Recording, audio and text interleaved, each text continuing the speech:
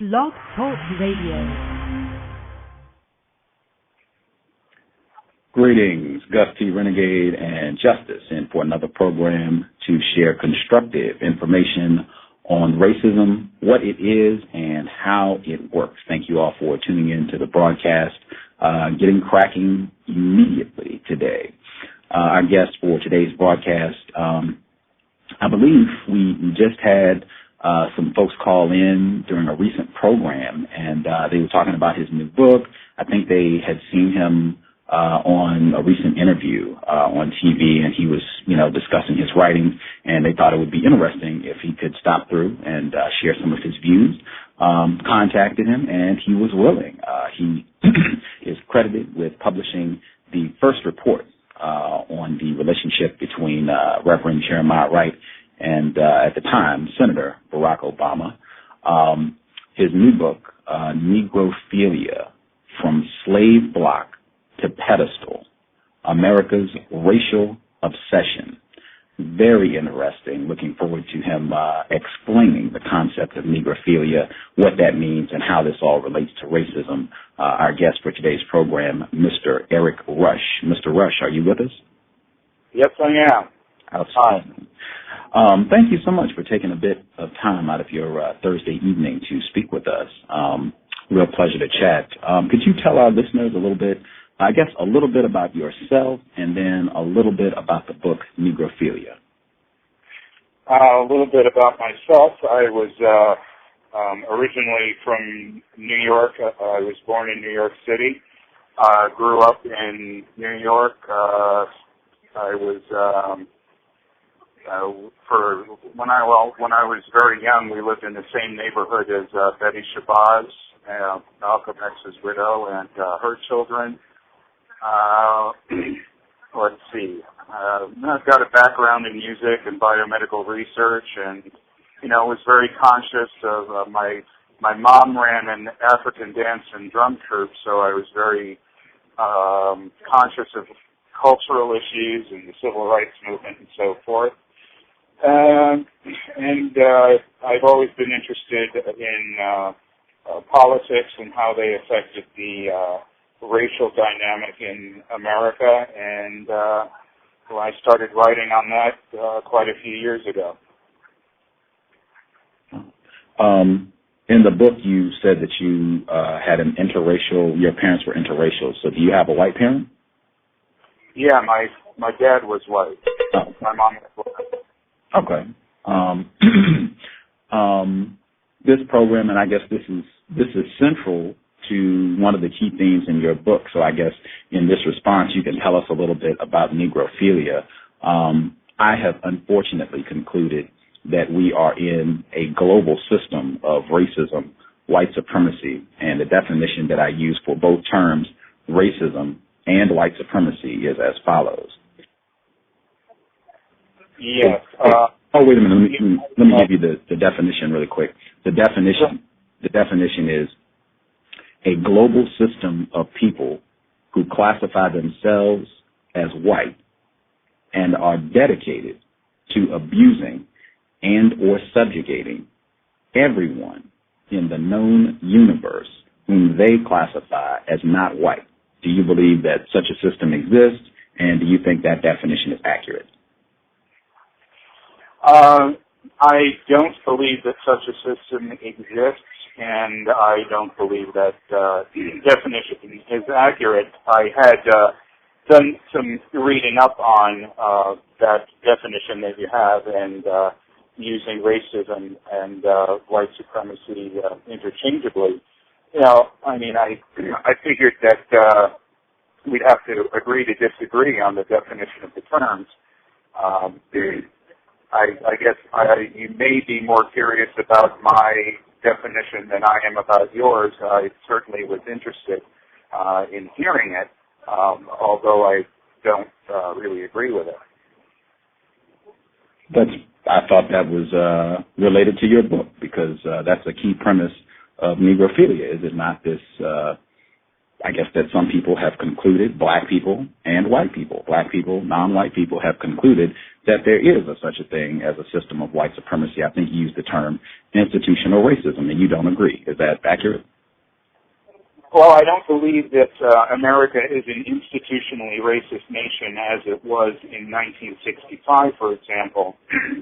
But I do believe that global progressives and a lot of the progressives who have gained sort of a political preeminence in the United States are willing to and have used race and the subjugation and exploitation of black Americans to gain their own ends. I would definitely say that that is something that is very real and has harmed the black American community immeasurably.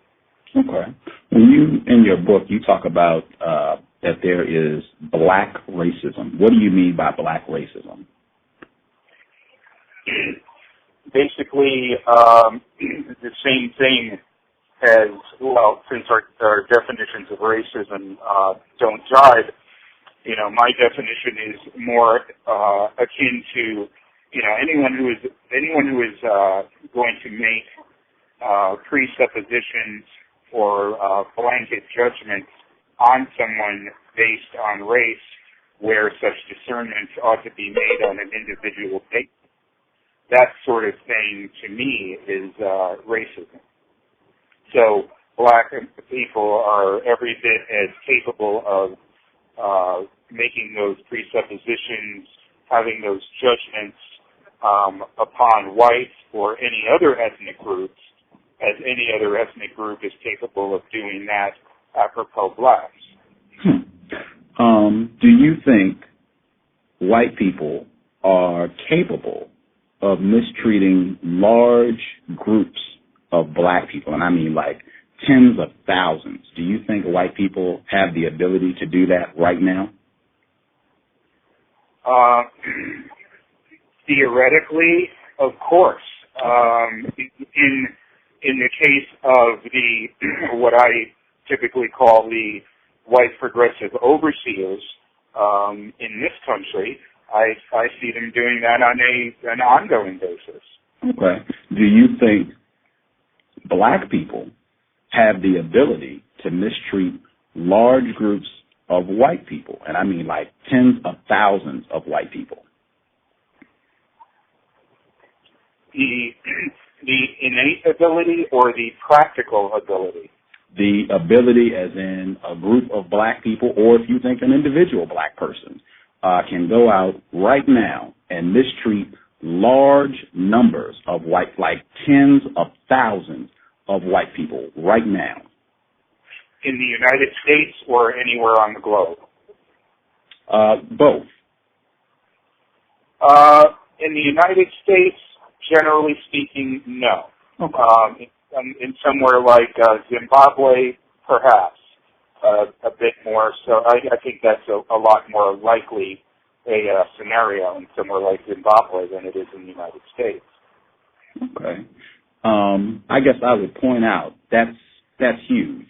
That in this area of the world, so-called United States, the fact that white people have the ability to hurt large numbers of black people right now, in my view, in any area of people activity, and have demonstrated this ability and will repeatedly. I think you have a video montage that shows a lot of footage of black people and white people protesting about and calling attention to racism, white supremacy being practiced against large numbers of black people. The fact that black people don't have that ability seems to indicate that there is a vast discrepancy in the amount of power that white people have and black people have, at least in this area of the world, and I would say that's the case globally.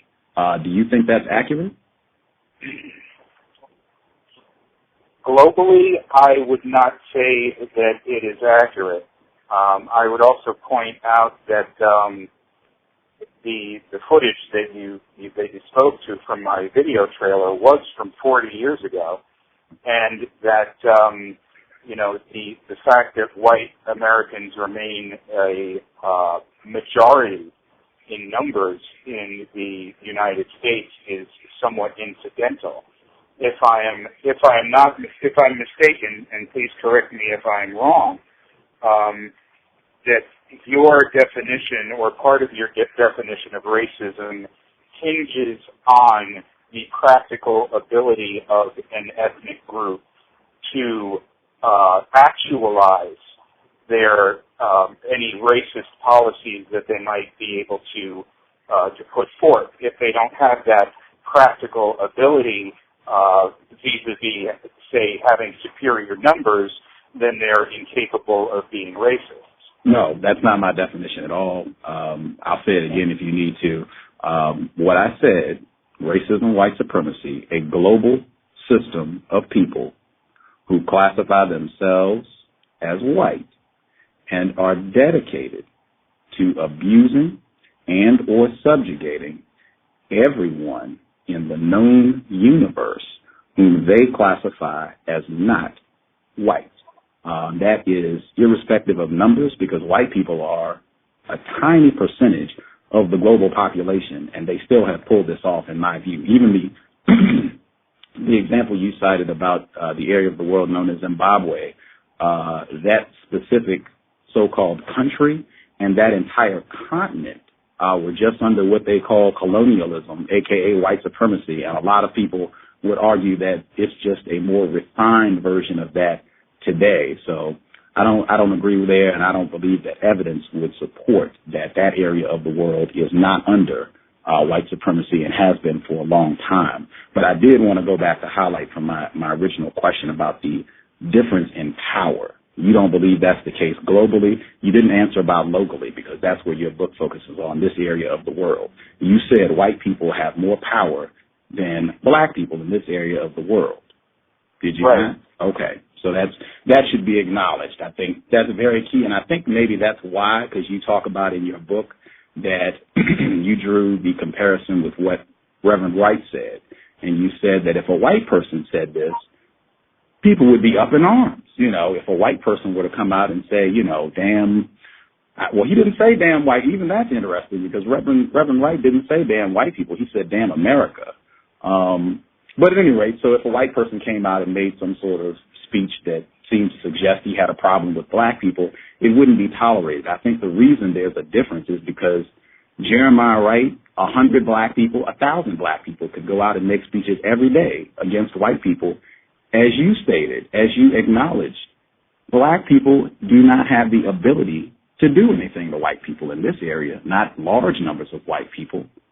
White people do have that ability. So a white person coming out and making those types of statements has a vastly different impact. White people would have the ability to go out and act on those statements. Do you think that might be why people would have a different reaction? No, I don't think that is why they would have a different reaction. I believe that their reaction is predicated upon the popular view, which has essentially been due to the indoctrination that people have received over the last 40 years with respect to race politics and race dynamics. I don't see the white majority, for example, practicing the institutional racism that existed in 1955, 1965.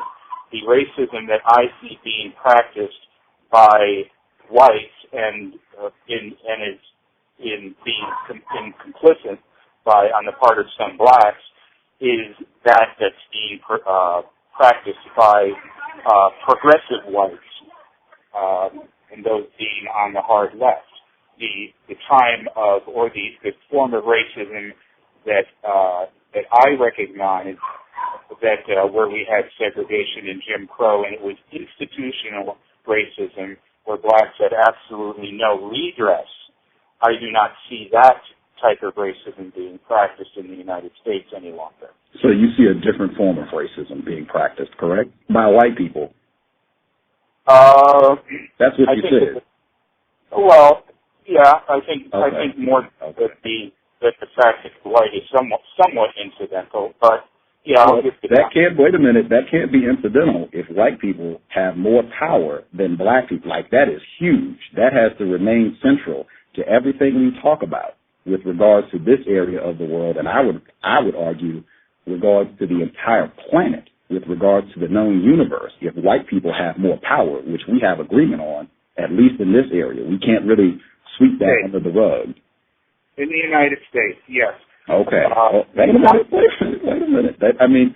I just want to make sure that people think about that, because you said you see a different form of racism being practiced by white people. Right. Okay.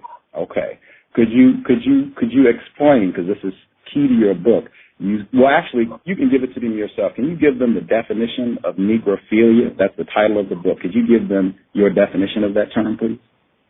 Yeah, negrophilia is the aspect of the worldview that has been advanced by the hard left over the last 40 years that exploits, misleads, and misrepresents black Americans, demonizes white Americans, and portrays America as still being an institutionally racist nation. Am I reading this correctly? An undue or inordinate affinity for blacks. Is that accurate? That is part of it. Okay. On the part of whites, yes. Okay. And the other part, is that the portion that you just read to us? Pardon me? You said that's part of it, so is the additional part of it? The affinity part that you mentioned, yes, is part of it, and the rest of it is what I quoted you earlier, yes. Okay, got you. I guess, how do you see white people demonstrate this undue affinity for black people? I think in some of the things that we might qualify as urban legends, I think some of the indoctrination that has come about whereby many whites will come down on the side of not being able to criticize or make discernments on individual black people that they would make against a white person in the same situation, just by virtue of that person being black. Do you think that could be because, as we have agreed on, black people in this area of the world have a lot less power than white people? Do you think that could be influencing why they have a different judgment for black people?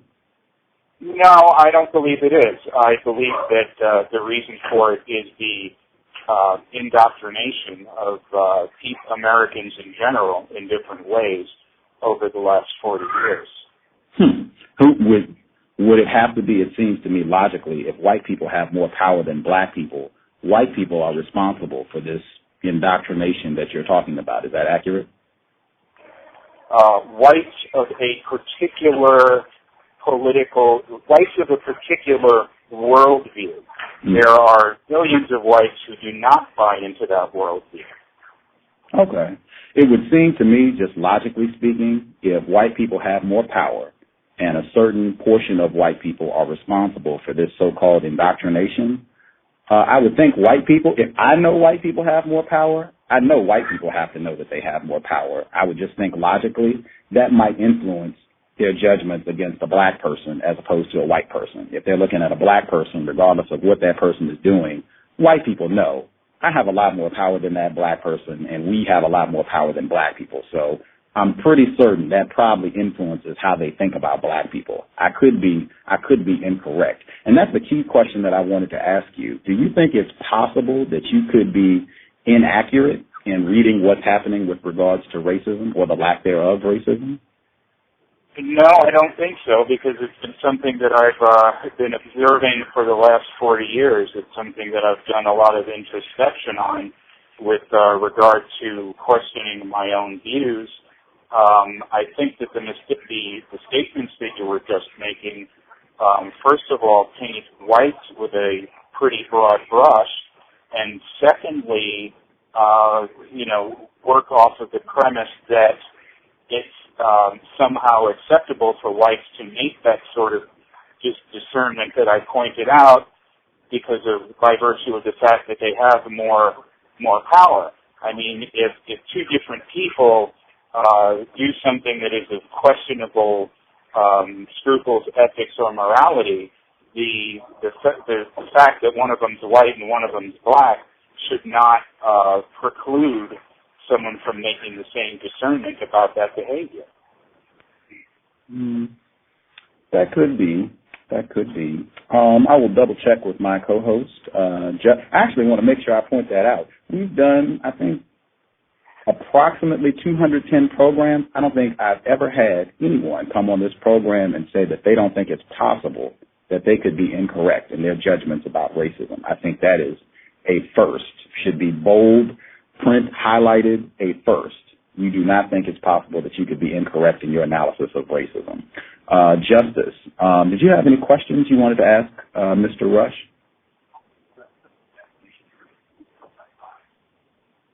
Hello? Justice, did you have any questions? Your line should be open.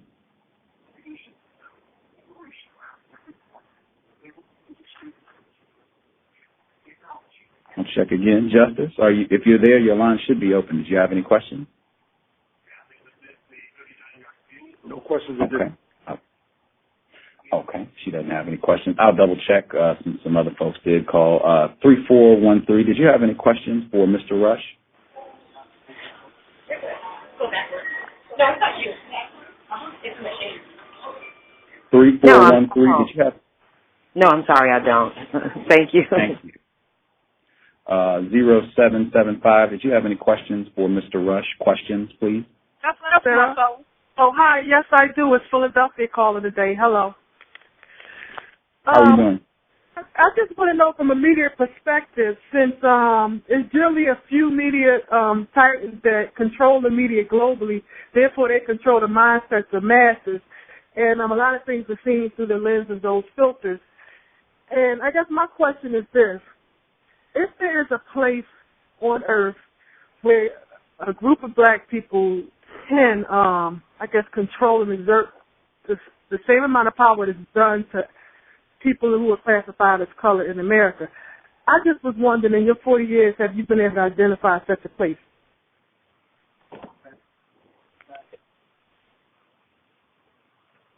Could you clarify the question for me, Gus? The tail end of it was a little difficult to make out. I believe she said, in the time that you have been studying racism, do you know of a geographic location where black people exert more power, influence over white people? Is that the question? 0775 Soda? Okay. Yes, that was the question. And after he delves into that, I would like him to explain with regards to a media perspective, because that's a powerful tool used to shape, popular thought in many societies. Okay. Mr. Rush? Oh yeah, I would say that in Africa, definitely where blacks predominate, I think that they have more power than whites. I imagine you may disagree with that. As far as the media goes, the media space I maintain is very hard left, progressive, and they have certainly done a great deal to influence the hearts and minds of all Americans, black and white, to play into the grand design that progressives have for the United States. Person who called in with a block number, did you have a question for Mr. Rush? Hello. Greetings, we can hear you. Did you have a question, sir? Yes. Mr. Rush, did your father ever discipline you with either a spanking or whooping? No more than my mom did. Did he ever? Yes or no? Oh, yeah. Okay. It sounds like it.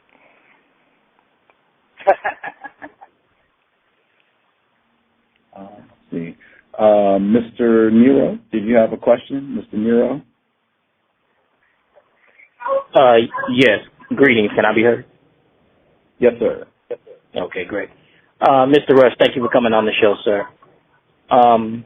Thank you. Can I ask you, sir, there seems to be some disagreement between yourself and many of the white guests that have come on this show and have stated that all white people are racist. So do you see them as being incorrect in their assessment about white people? I do not see all white people as being racist. I think that anyone who would make that claim would be mistaken, yeah. Interesting. Do you think the fact that you have a white parent, do you think that might have an influence on how you see racism, and particularly an influence that is skewed towards perceiving white people positively? Not really, no, because I've always identified in a practical sense as being black. I have had many, in my youth, I had many encounters with racist whites, racist cops. There were times when I was just as outraged as anyone who didn't have a white parent. So I don't really think that factors into it. Are you now, or have you ever been sexually involved with a white person? Yes. Are you now? I don't think that I'm going to go into that. Oh, I have concluded that. Oh, I'm sorry. I have seen the counter on the website, and I don't think that's really an appropriate topic. Why do you think it's not appropriate? Well, because I personally view anyone who, or the types of people who frown upon interracial relationships. I see that as being a racist point of view in and of itself. So I don't really see, if somebody is convinced that is some sort of a bad thing or a sin or something of that nature, there really isn't much point in my discussing that with them, and I'm not going to, implicate myself in that area. I think that's interesting because you announce to everyone who reads your book very early on, it's before the book even begins, that you are the product of an interracial relationship. It's in the foreword, in fact. So you haven't even, I think it's on page 1, in fact, that I am the product of an interracial relationship. Apparently you felt it was very relevant to make that clear from the beginning. Is that true? It's a fact. Okay. To me, that means it's very relevant. I think the fact that you would put that, as I said, before the book even begins. It's on, I believe, page 1 in the foreword, the fact that you are the product of one of these relationships. Apparently it was very relevant to your audience, you felt. I think it's very relevant and pertinent, in fact, to any discussion of racism, white supremacy. It comes up on this program all the time, whether I bring it up or the person is talking about it in their work. A lot of the so-called blatant examples of segregation, a lot of the gripes and arguments about school segregation and during the civil rights movement was they're going to be sleeping with our women. Is that accurate? You said you've been studying for 40 years. Is that accurate? They definitely had a problem with that during the days of Jim Crow and so forth. I think that the fact that I mentioned that in my book is relevant to the audience. It was something that you and I would probably think are relevant for different reasons. I think that it lends my credibility to speak on the matter than less. That is fascinating. I just want to make sure I heard that correctly. You said it lends you more credibility to speak to racism, white supremacy, because you have a white parent. Is that accurate? That is not how I put it. Is that, but you do have a white parent. You have a white parent and a non-white parent, and you're saying because of that, you have more credibility to speak to this matter. Is that what you said? I did not say that I had more credibility than anyone else. I didn't say that. Okay, what did you say? Pardon me? I said, just repeat what you said for us, please. I think that it lent to my credibility. It lends to your credit. How does it do that? Credibility rather than taking away from my credibility. How does it do that? How does it lend to you? Because I have a unique perspective in seeing things from two sides. For example, I have experienced racial bias from whites. I have also experienced racial bias on the part of blacks. That's interesting. I guess I would conclude by saying, again, that racial bias, white people have more power. So I would suspect, or I would not even suspect, I would have to conclude, if white people have more power, they could do much more harm to you with their racial bias than the black people who have less power than white people. That seems very logical to me. You said 30 minutes, correct? We're at the 30-minute mark. Okay. I mean, if you would like to discuss more, I would love to continue questioning, but you did say 30 minutes, so I wanted to be courteous. Oh, well, that's what the note or the schedule that I have says, but I don't have anywhere to go. Oh, okay. Yeah, I would love to chat. Okay.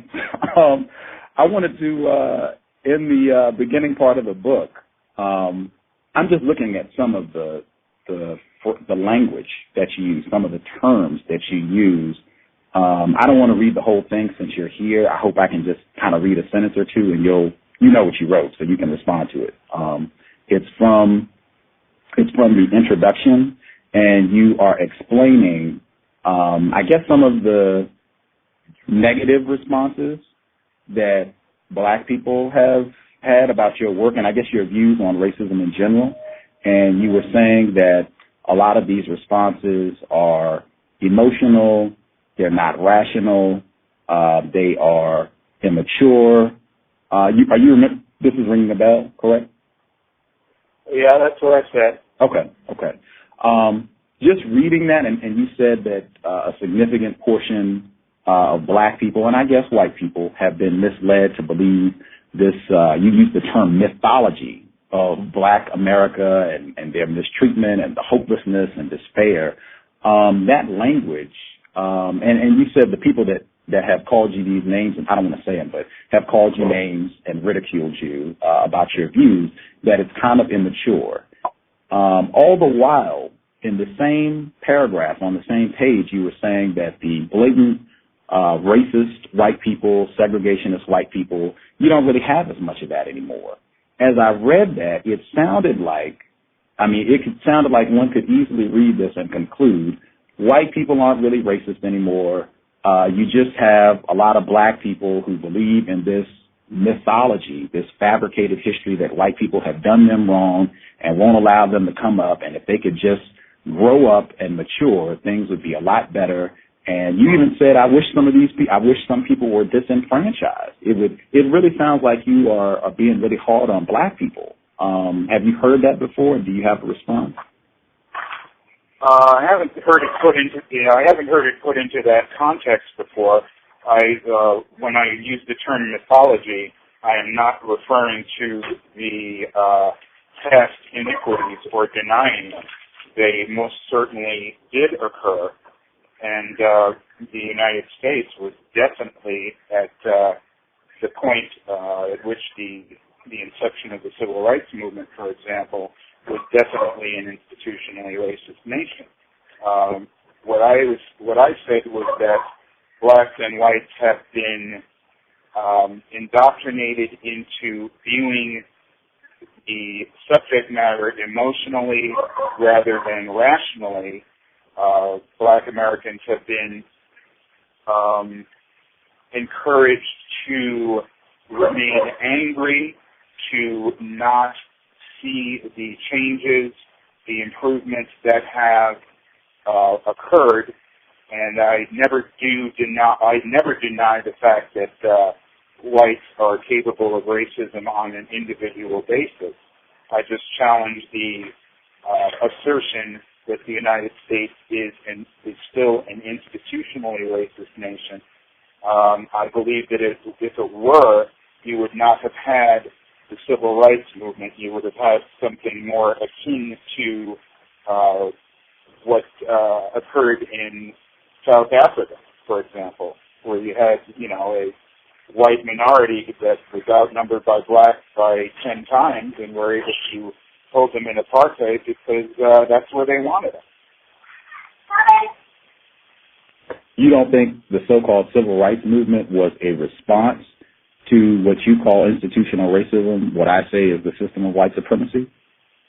It absolutely was a response to institutional racism. My contention is that if a majority of whites had not been outraged, fed up, disgusted, sick of it, the likelihood is that it would not have occurred. Do you think it's possible? Well, I guess you're saying you don't feel that there is institutional racism. And you said you don't think you're incorrect. Wow. Well, I'm working with the possibility that you could be incorrect. I could be incorrect, and I also believe that you could be incorrect. We'll have to disagree on that, I guess. Because a lot of white people and non-white people have come on this program, and they have evidence. They don't just have a theory or a viewpoint. They have a lot of evidence that such a system does exist and that black people are still being mistreated all the time and in all areas of people activity. Do you have some evidence? Can you point to some black people and say, here, these black people, they are beneficiaries of negrophilia. They have benefited from undue or an inordinate affinity from white people. Yeah, how about affirmative action? Okay. But the question was, can you point to some specific black people who have benefited from what you call undue affinity or undue or inordinate affinity? Affirmative action, at least the records that I've seen, even Tim Wise, an admitted racist, has pointed out the people who benefited most from affirmative action are white women, not black people, white women. And to my knowledge, affirmative action was even a response to so-called institutional racism, white supremacy. Do you think that's accurate? Do you think affirmative action was created in response to institutional racism, white supremacy? I think it was ostensibly, it was ostensibly generated to ameliorate some of the inequity that was being practiced on the part of, some of the policies that were in place against blacks, against other ethnic minorities, and against women. I think that the fact that, and I don't know this to be correct, I don't know it to be incorrect, that white women were the greatest beneficiaries of it. I think that probably is incidental. Either or, there are a lot of things that I explain in the book. I mean, we don't have time to go into the entire book, that have been culturally ingrained into Americans, both black and white, that demonstrates that inordinate affinity, which I gave you an example of before in terms of how black Americans are not held to the same standards in a lot of areas by virtue of the fact that they are black, and that many whites promote this, and that has also been a detriment to black Americans because it's insulting. It doesn't promote a positive self-image. It doesn't promote excellence. And, my contention was that politicians and activists didn't need to insinuate themselves into every aspect of black Americans' culture, worldview, society, they needed to get out of the way and let Black Americans excel. Unfortunately, they did not agree with that particular course of action. Do you feel like white people treat you with affinity, an undue or inordinate affinity? Some do. I try to stay over someone. Does your father treat you with an undue or inordinate affection because you're Black? No, he did not, but my father was a very uncharacteristic individual. I mean, he married a Black woman, so I don't really think that... besides, this is something that has taken place over the last 40 years. And it's been incremental. This is not something that existed in 1965 or even 1970.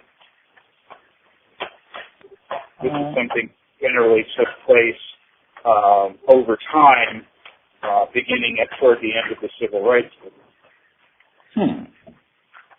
Wow, I'm struggling with this because I am a Black male, and I have never felt that white people have treated me with, any sort of special affinity or concern. Really, I feel like they have mistreated me most often. Can you pick out any specific individual Black people that you think, this is a great illustration of negrophilia. This is a Black person that got all sorts of undeserved affection and, help, kudos from white people? Is there someone you can point us to? Well, I would say that a great example of this is the acceptance of certain Black Americans in the entertainment industry. I'm speaking most directly toward gangster rappers who are accepted, who are admired, and who are advanced by the media, and a lot of whites being in the media, in the press, in the entertainment industry. These are people who have such nefarious tendencies that 20, 30 years ago, there isn't anybody who would have sat still for such people being glorified, yet there they are. And I look at that as being an example of inordinate affinity. Wow. That is fascinating. Okay, let me throw this at you and see what you think. Okay. So you feel an illustration of what you call negrophilia would be so-called gangster rappers, people that make songs about criminal behavior, disrespectful conduct, people who make music or, I guess, movies or any sort of entertainment about this sort of behavior, Black people. And live their lives that way. And live their lives that way. Okay.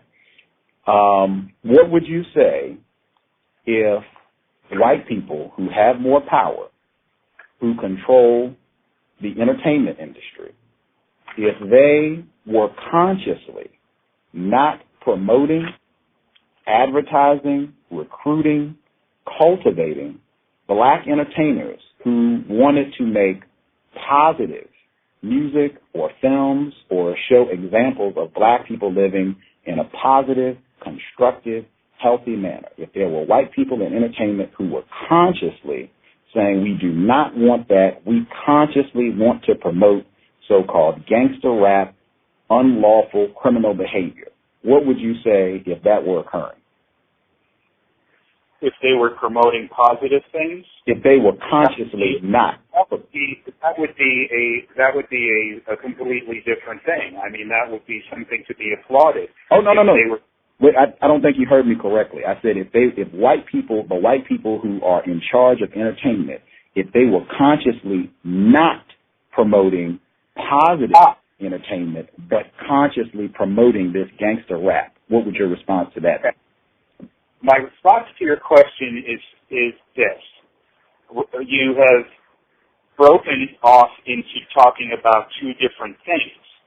One is the affinity toward Blacks that has been cultivated where whereby people, the population, the buyers of entertainment, for example, view certain black people in a way that they might not have 30 years ago. And then on the other hand, you're talking about whites who may be consciously promoting less attractive aspects of the behavior of some black people, perhaps in order to compromise blacks' worldview and the black community and so forth. And I believe that is definitely occurring. I think that they are not.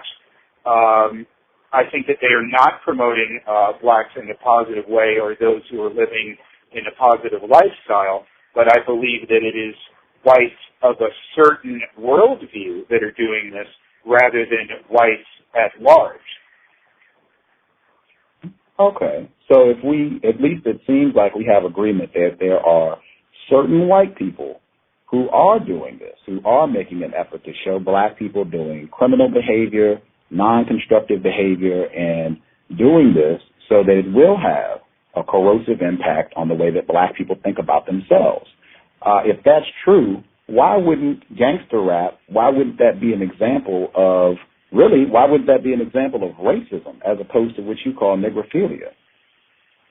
Because negrophilia is the perception, it deals with the perception that that aspect that deals with negrophilia deals with the perception that whites in the audience would have. The definition of negrophilia not only speaks to that perception, but it also speaks to the fact that the people who are advancing this also have an agenda for keeping black people down. The people who advance negrophilia are not working toward, blacks taking over America or taking over the world or something. They are advancing this inordinate affinity worldview that I talk about in order to keep whites guilty and complacent and under control and blacks economically repressed in order that they may push their hard-left agenda. Wow, I don't feel like negrophilia would be the best term, would be the most accurate description for what's happening with gangster rap. Like, I feel like that would just be better termed as really refined racism, white supremacy, where you have white people promoting an art form or entertainment that ultimately is going to be destructive for black people. That just seems very consistent with racism. And I think even it implies that white people who support this music or these artists, that they like them or have some sort of affinity for them, and I don't think that's the case at all. I think the attention is simply because the black people the victims who perform this sort of entertainment, they are good for the business of racism, white supremacy. They are good for maintaining white power. Would you agree with that this so-called gangster rap is good for maintaining white power? I agree that it is good for advancing the progressive agenda. Advancing the progressive agenda of who? Of progressives. Not all of those who promote gangster rap, for example, are white either. I mean, you have quite a few very notable black entrepreneurs who are making a great deal of money off of gangster rap as well. Do you think more white people? Who are also progressives, by the way. Who do you think ultimately makes more money from this so-called gangster rap, white people or black people? Well, I would have to venture a speculation, since whites happen to be the majority in this country, that whites probably are making more money off of it. If that's true, I'm just doing simple logic. To me, that seems very basic. If white people have more power than black people in this area, and this so-called gangster rap is happening, I would just have to assume white people are making more money from this. In fact, if white people have more power than black people, I would suspect that there wouldn't be gangster rap if white people didn't want it. That just seems real easy, very logical. Do you think that's true? If white people didn't want gangster rap, it wouldn't be here? I think that if progressives didn't want it, it wouldn't be here. You can also extrapolate that logic into if whites didn't want the civil rights movement, it wouldn't have happened either. I think there was a white gentleman on this program, Dr. Kenneth O'Reilly. He's written a book, Racial Matters, the FBI's secret file on black America from 1960 to 1972, where very powerful white people did not want what is called the civil rights movement, and they worked to undermine it and crush that so-called civil rights movement. They locked a lot of people up who didn't do anything, who didn't commit crimes. They killed a lot of black people, killed some white people as well, did a lot of criminal activities to end what is called the civil rights movement. Have you done any research on COINTELPRO or any of those sorts of activities? Well, yeah, most of the people who were behind that were segregationist Democrats. Racist white people, racist white supremacists. Well, yeah, the thing is, you've used the term white people have more power many times during this interview, and it occurs to me that you're making a wide array of broad assumptions on the part of white people because they have this certain amount of political power. What, for example, would you say to the white majority in America having elected a black president? I strongly suspect if white people did not want President Obama in the White House, and make sure that's highlighted too, White House, the seat of power in this area of the world. If white people did not want him there, he wouldn't be there. If President Obama was not good for the business of racism, white supremacy, and white people maintaining power, he would not be there because he would not have won the election if it were not for white people. Is that true, Mr. Rush? Oh, he definitely would not have. Okay. But I understand is how putting a black man in the White House advances white supremacy. I would argue President Obama being in the White House has the same effect as a black person writing a book saying that institutional racism does not exist. We have a lot of black people who are saying they are victims, that they have entitlements, that the white man is keeping us down. It has the exact same effect where you have a lot of black people and white people saying that there's no such thing as racism. It's post-racial. Everybody needs to get over this. Stop making excuses. It's excellent if there is a system of racism because you'll have a lot of people who will be fooled into thinking that no such thing exists. That's how I think it benefits the system of racism, white supremacy. And in fact, I think you even used President Obama to illustrate your point that there is no institutional racism, correct? I see your point. Okay. And I want people who are listening in, keep in mind, our viewpoints, Mr. Rush and Gus T Renegade, our viewpoints are pretty far apart. I don't think we can both be right on this one. Somebody here is wrong and somebody is correct. And it could be me. I've acknowledged that. It could be me. Mr. Rush said he's not incorrect. He said he's been studying this 40 years. He's not inaccurate. Judge for yourself, ladies and gentlemen. I wanted to check because someone else called in to see if they had a quick question. 2736, did you have a question? 2736? Hey, I'm just listening. Oh, okay. Good. Thank you. No problem. 909, did you have a question, 909? Yes. You said that black people are duped into believing a racial mythology of entitlement, hopelessness, and disenfranchisement. You think the disenfranchisement, you think that's a myth? I don't believe that disenfranchisement is a myth. The difference between my overview and the overview of a lot of people, or for example Gus, would be that I don't put it down to white supremacy, designs of white supremacy. I put it down to designs of advancing the progressive agenda. And you keep using, you keep saying progressive, hard left, and like Gus said, you know, these. Oh, when you said the people who advance this Negrophilia, you know, when you say the people who advance this, you're talking about white people. I mean, it seems like that's the part that you leave out. Well, initially it was white. There were quite a few black activists, career black activists, black politicians who have gotten onto the bandwagon with it since the close of the civil rights movement. But mostly it was white liberals, white progressives. Yeah. But, you know, in my view, you know, you can no more blame all white people for that than some white man can blame all black people if a black man mugged him in the subway.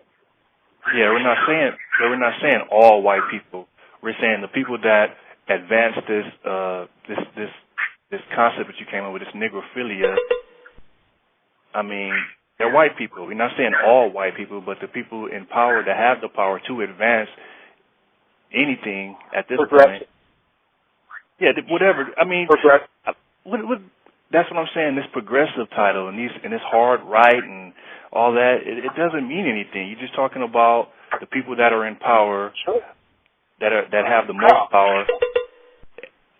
Now, whites who do not share. Well, what about the whites who said, "Hey, wait a minute.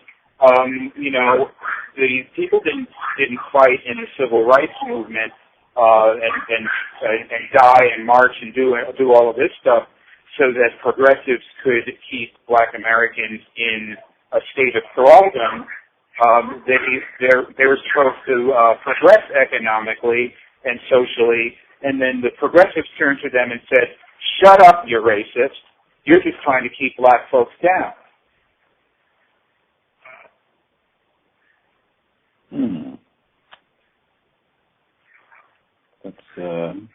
That's very interesting. I'm just curious. I've seen you on Fox. I guess I could have included that video so people could have checked it out. It's on. You can check it out on his YouTube page, Erick Rush, his YouTube page. He has the video up. Why do you? Well, I guess let me ask this first. How have white people responded to your book, Negrophilia? Whites have responded, well, you know, generally speaking, whites and blacks who have read it responded overwhelmingly in the same way, in that they have, it is spoken to things that they have believed for a long time and have been afraid to say, or they have been persecuted for saying such things because it does not go along with the far left race orthodoxy. You know, there are very few people who have read it who haven't been of those sympathies. Wow, that's just, it's remarkable. Do you think maybe white people they're enthusiastic about your book because they feel like it would help maintain their power as white people? No, I think that they're enthusiastic about it because they feel that it could go a long way toward breaking the progressive hold on Black Americans, which would go a long way to breaking the progressive hold on the country in general, which would benefit people of every race. That's interesting. Person that called 2736. Did you have a question? I wanted to ask if the white people in this country that love us so much, have so much affinities for us, then why do we have, even across similar income levels, 10 times less wealth, than white families? Wow. Is that an accident? You're going to have to translate that one for me because it was very staticky. The gentleman's question was, if white people have so much affinity, love for black people, then why don't white people and black people have a similar economic income? Why is there such a vast disparity in the amount of wealth that white people have and black people have? That just couldn't be a coincidence. Right. No, because because progressives have a political imperative in keeping as many black Americans in a socioeconomic state of disenfranchisement as possible. Fortunately, over the last 40 years, a lot more black Americans have made it into the middle class and upper socioeconomic class, which, I believe serves to give that impression that black Americans are succeeding, but there is an inordinate amount of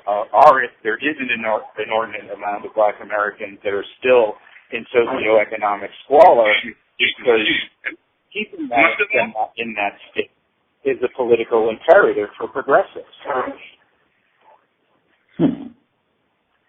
It would still seem, 909 said, the progressives, it would still seem that you're talking about a segment of white people who are interested in keeping black people with lower income, less power. Is that accurate?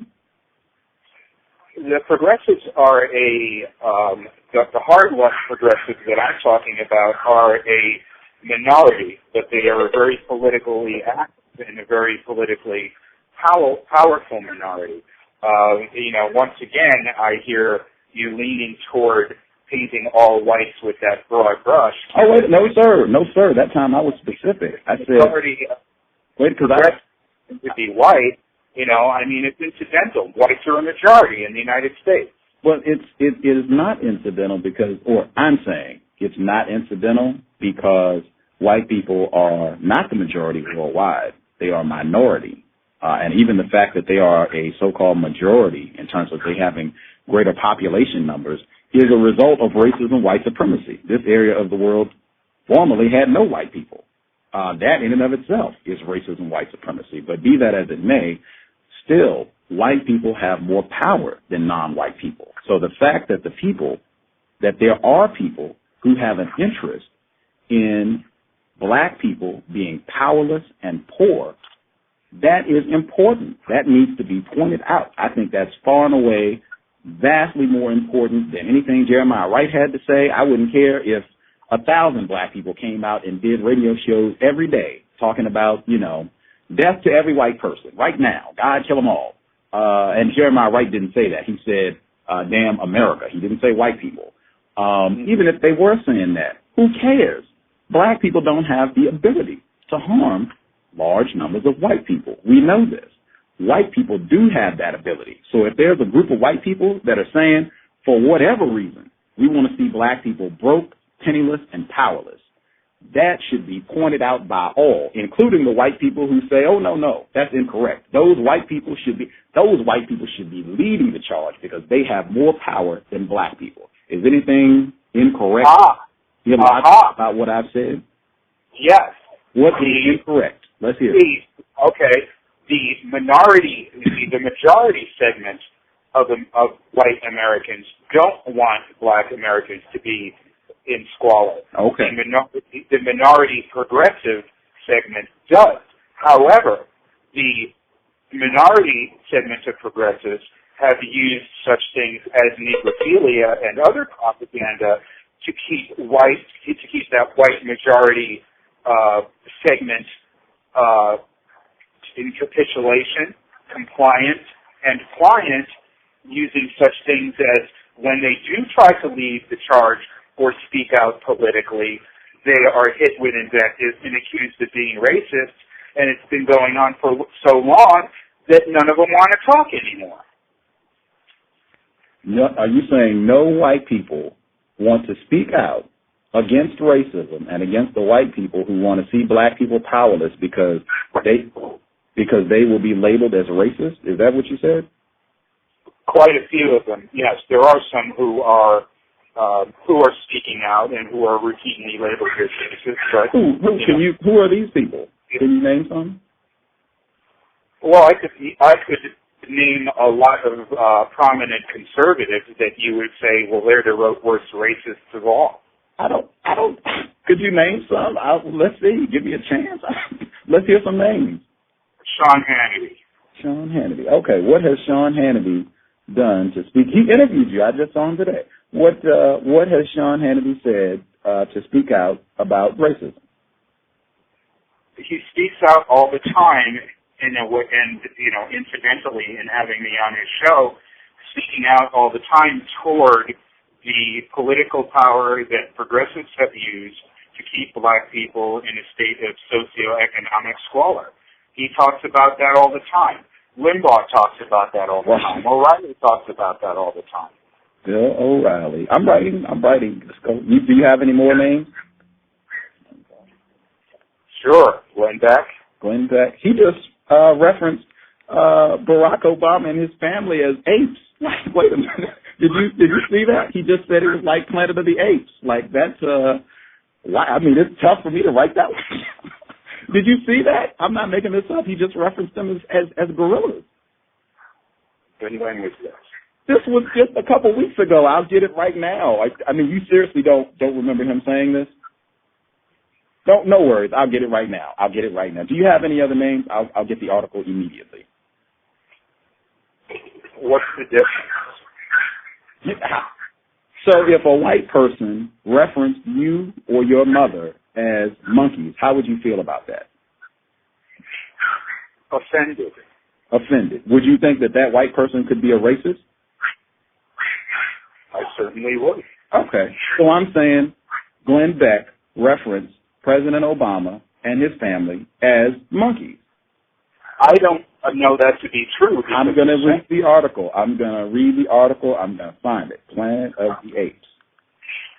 And, I mean, they're referenced as monkeys all the time. Even if it wasn't Glenn Beck, I mean, it's all over the Internet. Every day someone is referencing them as a gorilla. Did you see the article? So if there's one racist in the United States, then we haven't achieved anything. Is that what you're saying? No, what I'm saying is I asked you for names of white people who have spoken out against racism. And you named Sean Hannity, Rush Limbaugh, Bill O'Reilly, and Glenn Beck. And I'm saying Glenn Beck just made a statement that sounds very much like something a white supremacist would say. To reference, wait a minute. Right. To reference a black person, any non-white person, as a monkey, like that is what racist white supremacists have been doing for centuries, making fun of black people, calling them gorillas and monkey. I mean, this has been going on forever. I mean, are we going back to Tarzan? I mean, come on. I'm not disputing that. Okay, the article. I got it right here. This is from the Huffington Post. Is that a reputable source? Right. Okay, so that's not a reputable source. But if they're quoting him, would that be reputable? If they quote exactly what? Sure. Okay. Sure. Glenn Beck. I'll humor you. Okay, so Glenn Beck Beck made a comparison while trying to blame news reports. I would have to play the video. I don't want to play the video. Let me see if they have it on another site where they just have the quote. You can go to Huffington. If you just Google Glenn Beck, Planet of the Apes, you'll get like tons of hits. Glenn Beck says, America is like Planet of the Apes. America is like Planet of the Apes. Yes. And that is equating blacks with monkeys? It was, okay, this is from, oh, gosh. I'm running into racism, white supremacy right now. Like, I need a reputable, so I feel like I need a white source. I feel like I need a white person or a source that white people have okayed. Well, Ariana Huffington is white. So why doesn't that count? Why is the Huffington Post not? I said you could use it. Go ahead. Okay. The Huffington Post is Glenn Beck compared Obama's America to, in quotes, the damn Planet of the Apes Thursday during a rant against the president's praise for the AFL-CIO. Beck made the comparison while trying to blame union support of strong pensions for the nation's high unemployment rate. He doesn't like that former SEIU President Andy Stern sits on the president's panel on deficit reduction. And they have the video, so you can see, you can watch it for yourself. In the video, Glenn Beck is looking at President Obama on the screen. I guess he's watching the speech, and then he gives his commentary where he says, damn Planet of the Apes. So does that sound like something a racist would say? I think that you're taking it out of context as the prime example of Negrophilia. Anything that can even be remotely construed as racism will be construed as racism due to the paranoia that has been inculcated into black Americans by the mainstream press and progressives. I mean, but that's what he said. I mean, wow. Like, I feel like I'm talking to a white person. Like, we've had white people on the show who said that. Like, that is one of the primary things that white people will do to practice racism. When a black person cites an example or evidence of racism, they will minimize, they will dismiss it, they will equate it to anything else but racism. I mean, even Planet of the Apes is about racism. Did you know that? Did you know the history of that film? Oh, please, come on. Oh, it is.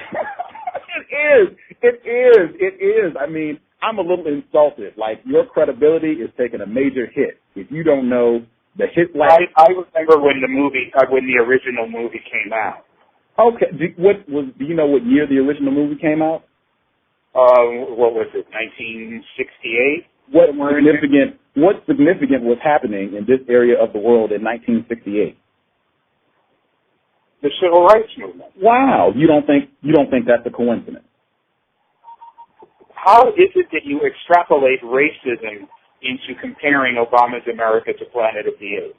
Because number one, as I said, because he used the name Obama and apes in the same sentence. No, that's it. No, that's it. No. Number one, he compared President Obama and what he didn't like about what President Obama was saying and doing. He compared that to Planet of the Apes. Now, I'm saying, number one, comparing a black person to a monkey, that is like standard racism. Let me finish. I'll let you respond. Just let me finish, please. I'm saying also the film Planet of the Apes is explicitly about racism. It came out in the middle of the civil rights movement. That is no coincidence. I'm saying wait a minute. I'm saying specifically that the people who put that film together made it as a social commentary on racism. This is documented. There are essays, you can go to college classes where they will discuss this. The people who put this film together, the white people who put this film together made it as a commentary on racism in the middle of the civil rights movement. That's what I'm saying about Planet of the Apes. Was that movie made in order to maintain white supremacy? I suspect so. And if you watch the film with in mind, this is a commentary on racism and what's happening in the film, I think you might get a different perspective on what's happening in that film and the significance of a white person comparing. You know how many times I've watched that movie? I'm sorry? You know how many times? I can't count how many times I've watched that movie. You should watch it again. I've watched it. I've watched the whole series, Planet of the Apes, Beneath the Planet of the Apes. Even for you to explain how you get Glenn Beck comparing Obama to a monkey out of that. he was expressing his frustration with what President Obama was doing. He equated that to what is taking place in Planet of the Apes, where the white people are no longer in charge. Monkeys are in charge. I mean, man, I'm struck. Look, let me go to the phone lines to see if anyone else, because it might be that my communication is lacking. But in a film where white people, I get what you're saying, but I don't.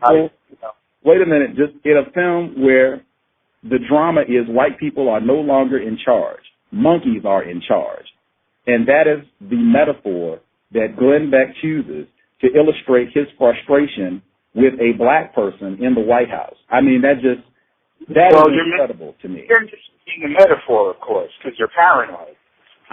That could be, and it could be that I'm accurate. I want to check the phone lines to see if because other people might be saying the same thing. They might be saying, Gus, you are talking crazy. You're just pulling stuff out of thin air, making things up. You're paranoid. We will see. We have, I think, 7 people. So we'll see. 909. Do you understand the comparison and you see what I'm talking about, or am I talking crazy? No, you're not talking crazy. It's pretty simple. All you have to do is listen to the grammar.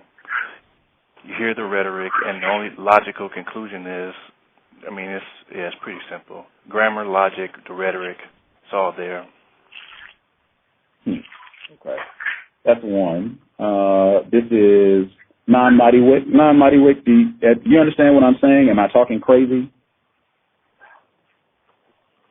It's completely clear. I'm sorry, sir. Could you repeat that one more time? Completely clear. Completely clear? Yes, I'm understanding the comparison. I haven't watched the video yet, but the way you laid it out doesn't sound mysterious at all. Okay. Thank you. I appreciate that.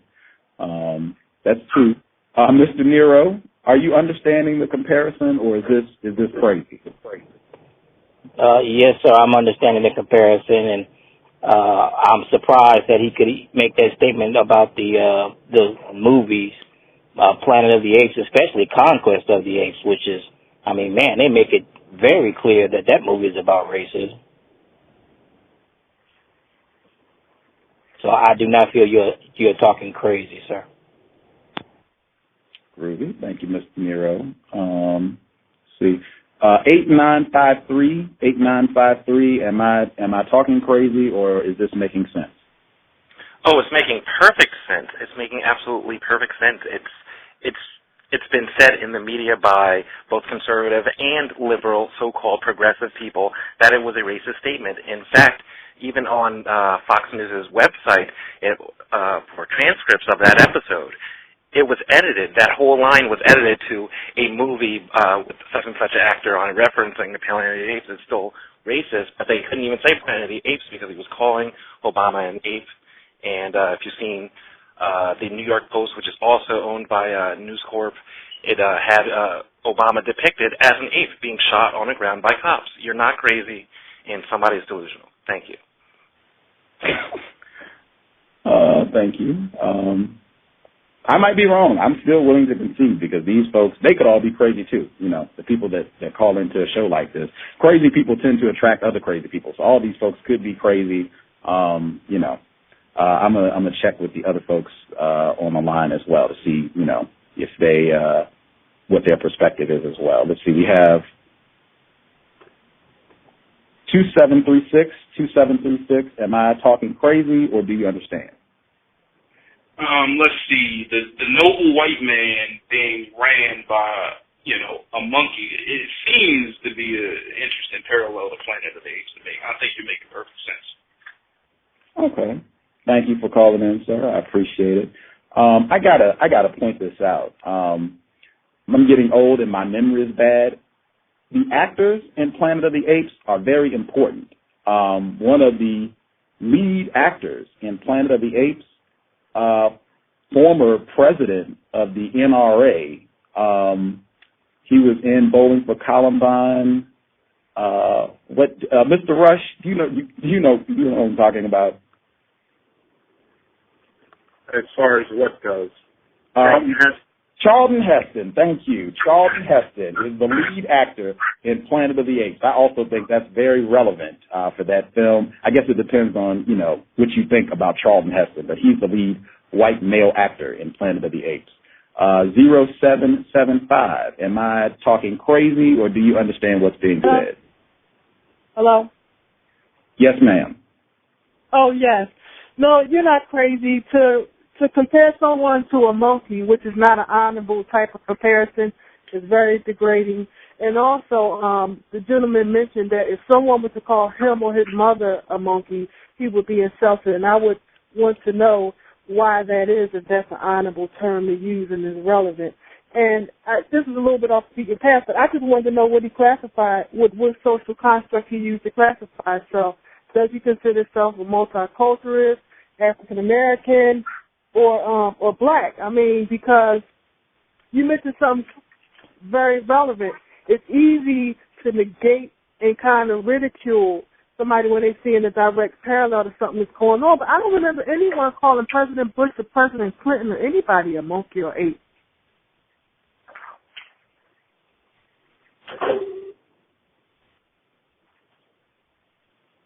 Well, we're working off of a flawed premise, I think, in as much as you and your Gus and your callers have interpreted Mr. Beck's statement as comparing Barack Obama to a monkey, whereas as I've been going over this material, which I suggest, as you suggested, I Googled it and I've been looking at these articles, it appears to me as though he was speaking to the corruption and the preeminence of progressives who have turned things around to the point where it looks like Planet of the Apes. Was he expressing any frustration with President Obama? I see the comparison. Was he expressing any frustration with President Obama, Glenn Beck? Of course. Okay. And if that is so, and the metaphor that he used to illustrate his frustration with President Obama and whoever else being Planet of the Apes, where white people are no longer in charge, monkeys are in charge. That is your interpretation. That's the film. That's not my interpretation. That's the film. You said you saw it. Are the monkeys in charge? The comparison is your interpretation. No, that's what he did. You said he was expressing frustration with President Obama and others. Is that accurate? Yes. Okay. He used a metaphor to further illustrate his frustration. The metaphor he chose was the film Planet of the Apes. Is that correct? Yes. Okay. In Planet of the Apes, white people are not in charge. Monkeys are in charge. Is that correct? Incorrect. Monkeys are not in charge in Planet of the Apes. Monkeys are in charge. Okay. Human beings are no longer in charge. Okay. Human beings are no longer in charge. The human beings in Planet of the Apes are all portrayed as white, except in the film where the monkeys win the revolt, there's a black person who aids the apes take charge. That's the only black person present in any of these films.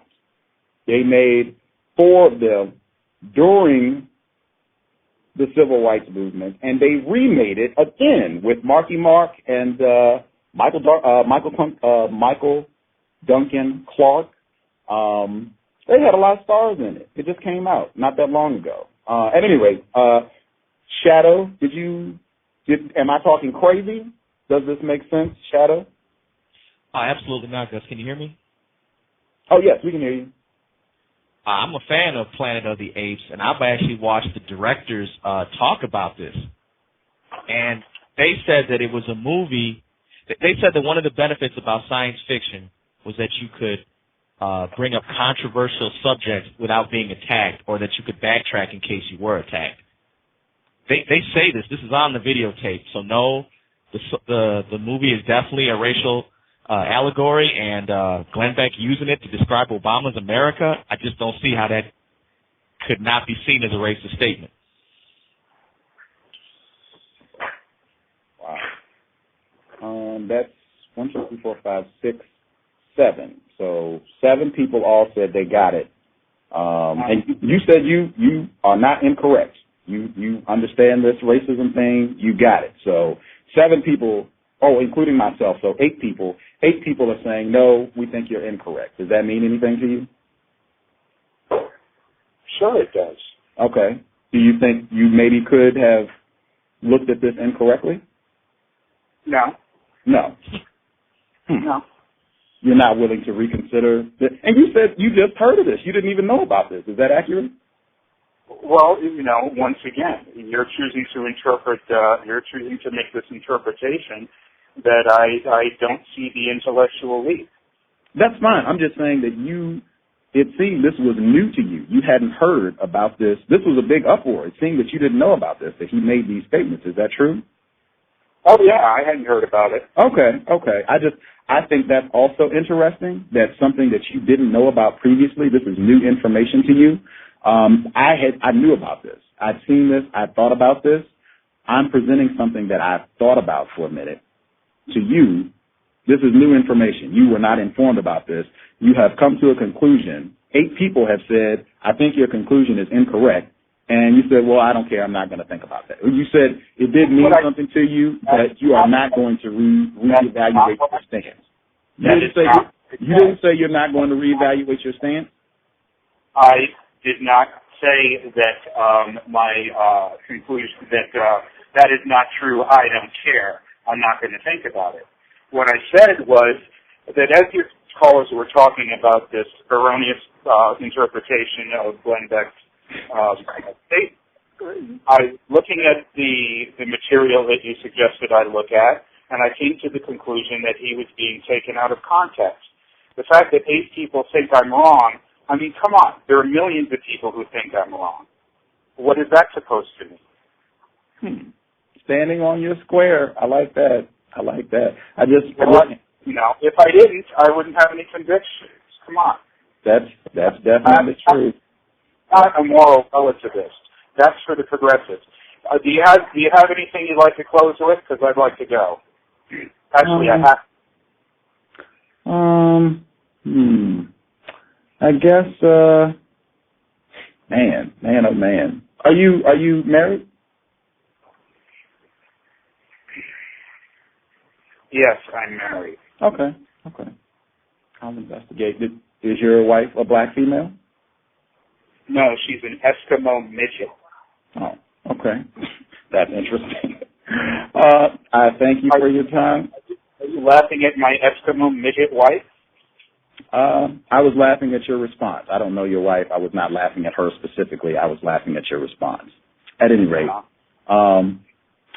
thank you for your time. The book, Negrophilia, From Slave Block to Pedestal.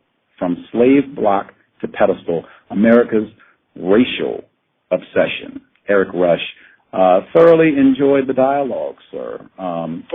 Thank you. For sure. Take care, and we'll be in touch, sir. Take care. Have a good one. Yes, sir. Goodbye. Context of White Supremacy. Man, oh man. I don't even know what to say. I would have rung the cowbell a lot more, but I'll ring it a couple times now just to balance things out. That'll be a great segue. I'm going to just ring a few times, just I want you all to keep anybody who comes on this program and is kind of wishy-washy about having sex with white people. Keep this program in mind. Keep this program in mind. Anybody who comes on the program, anybody who comments, Mac Payne, these other folks who are saying, this sex thing with white people, that voodoo, that's no big deal. Just keep this program in mind. Erick Rush, Negrophilia. Okay, I'm done ringing. I'm going to take a commercial, and I'll get everybody on the line who called and or Skyped in, and we can chat. We can chat for a bit. We haven't chatted in a while, so we'll chat. I'm going to play Mr. Williams' commercial, and we'll get to it.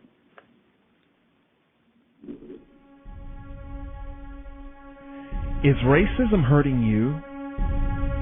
On issues of race, are you unable to speak, think, and act with clarity and confidence?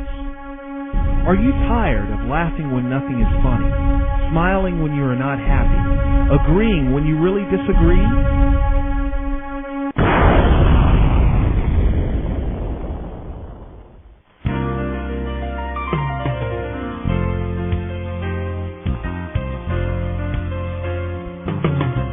At counterracism.com, you can learn specific strategies and techniques to counter the behaviors of the people who practice racism in all areas of activity, using words correctly, following counter-racist logic, even counter-racist science projects designed to reveal what racism is, how it works, and how to counter it. The open-source code writing format allows you to pick and choose from a variety of counter-racist suggestions so you can produce the code that works for you. Stop by counterracism.com today and help replace racism with justice. That's counter-racism.com. Context of White Supremacy. I'm very serious about that sex thing, gang. Very serious about the sex thing. I wouldn't care if France Kebro. I'm pretty upfront with the people that are on the program about my stance. It's on the main show page, and I'm very serious about that. Goal for the next year, be aggressive. I'm tired of, this is why. This is why. I mean, this is one, you talk about standing on your square, this is one, I mean, no compromise. Very serious about that. I want it to be something where non-white children, black children, think it is repulsive. They will be reviled if they ever even think about being with a white person. Like, that is just, we don't do that. You will be totally banished for messing around with white people sexually. This program, Erick Rush, and I mean, you can go back to several of them now. Just so you get a reminder of, you know, a consistent trend that has gone down with people that, you know, think this sex thing with white people is no big deal. And I make it clear to your listeners that in no way do I see these marriages as being anything other than legal, loving unions, and in no way do I think any of these marriages represent anything tragic. We should all be so lucky to be in relationships with people that love us.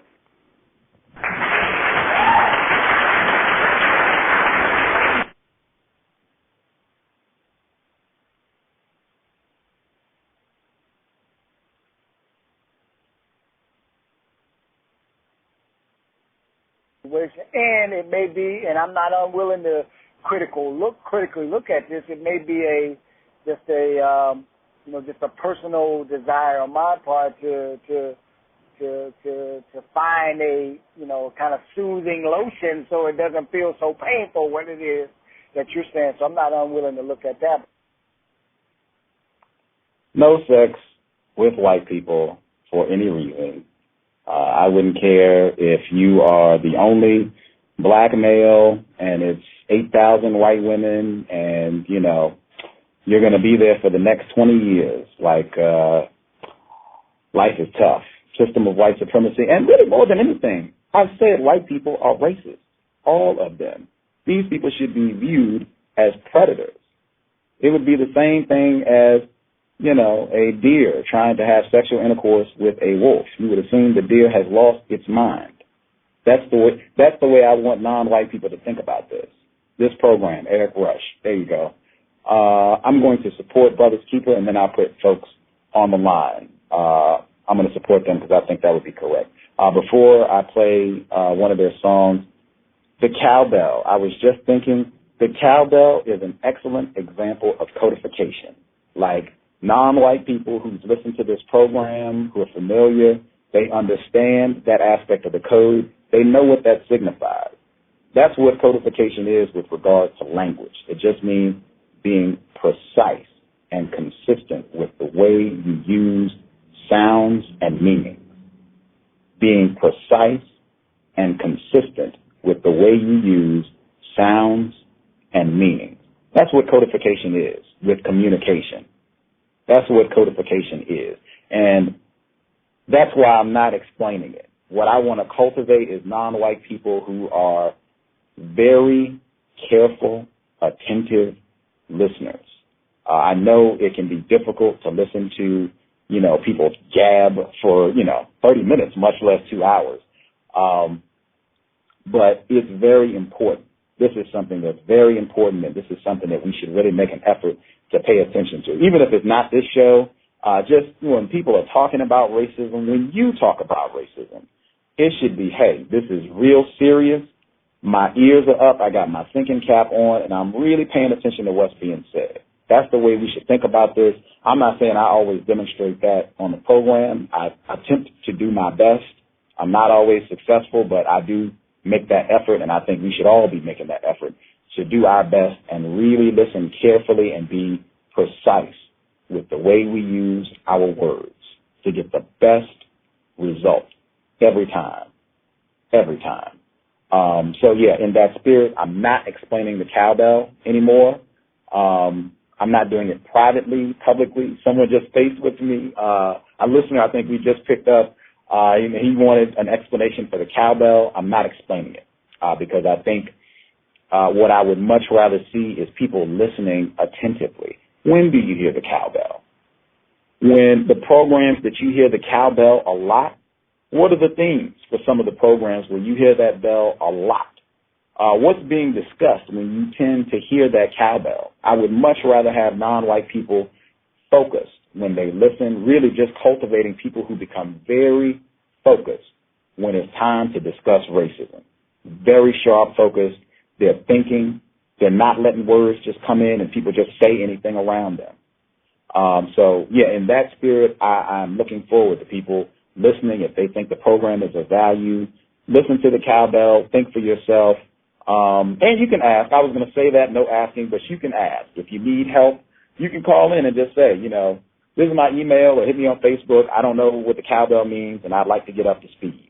I think that's acceptable because white people help each other out. So that's acceptable. I'm just not going to do it because I would rather have people thinking. Listen to the program and think for yourself what it means. And I was also going to say, this is what white people do. White people are so codified about race, they can sit down and talk about racism, white supremacy for hours and never use the term racism or white supremacy, and they do it all the time.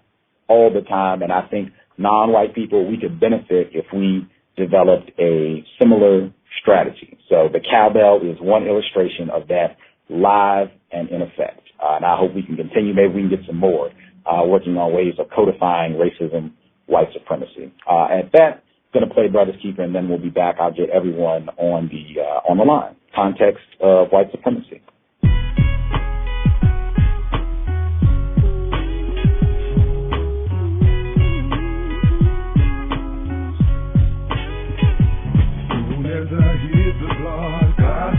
Lights on my way to work, not a soul inside. Can't help it that my car is wrangling. I got a ticket cause my muffler's dragging. Y'all know I got no money. Permanent recession, so my money's funny. Came back to session, so my tag is fire. If I be late, then I get fired. There's gotta be a better way. Tired of struggling every day. The cost of living is killing me. No light do I see. I gotta wipe these tears away. I'm tired of struggling every day. Been at work all week, but got no cheese. Like that's why we knock me to my knees. Y'all, somebody tell me what to do. My car needs fixing, but the family needs food. Ain't had no peace in all my years. Tired of crying these ghetto tears. I don't wanna cry no more. Gotta leave these tribulations at the door. Won't sell no dough, can't kill my folks, can't do no dirt, call jail for sure, yeah. Gotta get it some way. Gotta make the rent by Monday. Wife told me she's pregnant Sunday. Talk about the joy and pain. I'ma wipe these tears away. I'm tired of struggling every day. Been at work all week, but got no cheese. Like that's why we knock me to my knees, y'all. Somebody tell me what to do. My car needs fixing, but the family needs food. Ain't had no peace in all my years. Tired of crying these ghetto tears. All these homes I see, no part.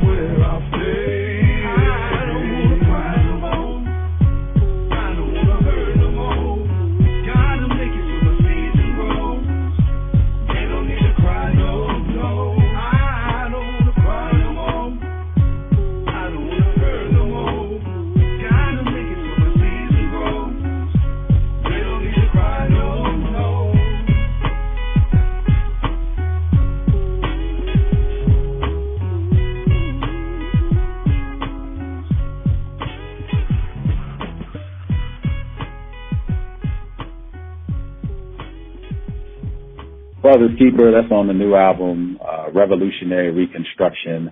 They were just on the program 2 days ago on so-called Labor Day, September 6th.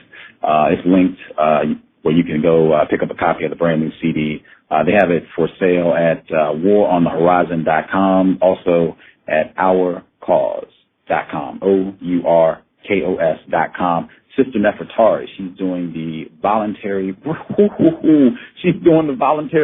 rape program this Sunday, 7 p.m. Eastern, 6 p.m. Central, 4 p.m. Pacific. Sister Nefertari, voluntary rape. Very much related to this broadcast. Man, I will be listening. I might even call in.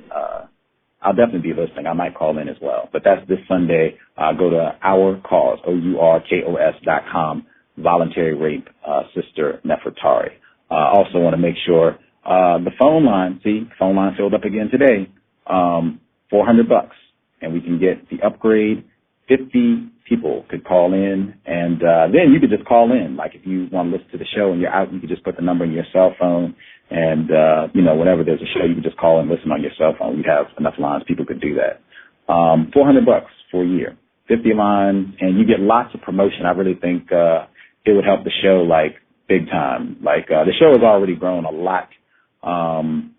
We just in the last 30 days did almost, and I mean right at 11,000 visits for the last 30 days, which is pretty strong. I mean, that's like, over 500 people a day hitting the site. So lots of folks have been coming. It's been a steady increase the whole year. Like I've been saying London, but it's like Sweden, Germany, other spots are generating strong following. So hopefully, I'm hoping those are non-white people. I'm like crossing my fingers that those are victims who are tuning in to get constructive information on racism, white supremacy. But invest $400. That's it. Easy goal. We can snag the premium line. My MacBook Pro will be here at the earliest tomorrow, at the absolute latest on Wednesday, said the white people at Apple. Tomorrow at the latest on Wednesday. So hopefully I will have a program within 5 days where I will have my brand new MacBook Pro. We'll be back on Saturday. We have 2 programs, Healthy Black Relationships and Anthony Pryor. Anthony Pryor was here before, author of Slave Side of Sunday and Black Horses, White Cotton, and Religion. Should be great. I'm looking forward to it. Sunday at, it's going to be late, midnight. Technically, I guess that's Sunday, midnight. On the East Coast, it'll be 11 p.m. Central and 9 p.m. Pacific. That'll be, again, this Sunday, September 11th. The early show that day, Healthy Black Relationships, just a regular old black couple. I guess that makes them not regular old because there seem to be not that many healthy black couples. But I have known one for quite a long time. I knew them when they didn't have kids, and now they have 3 kids. One of them Justice's age.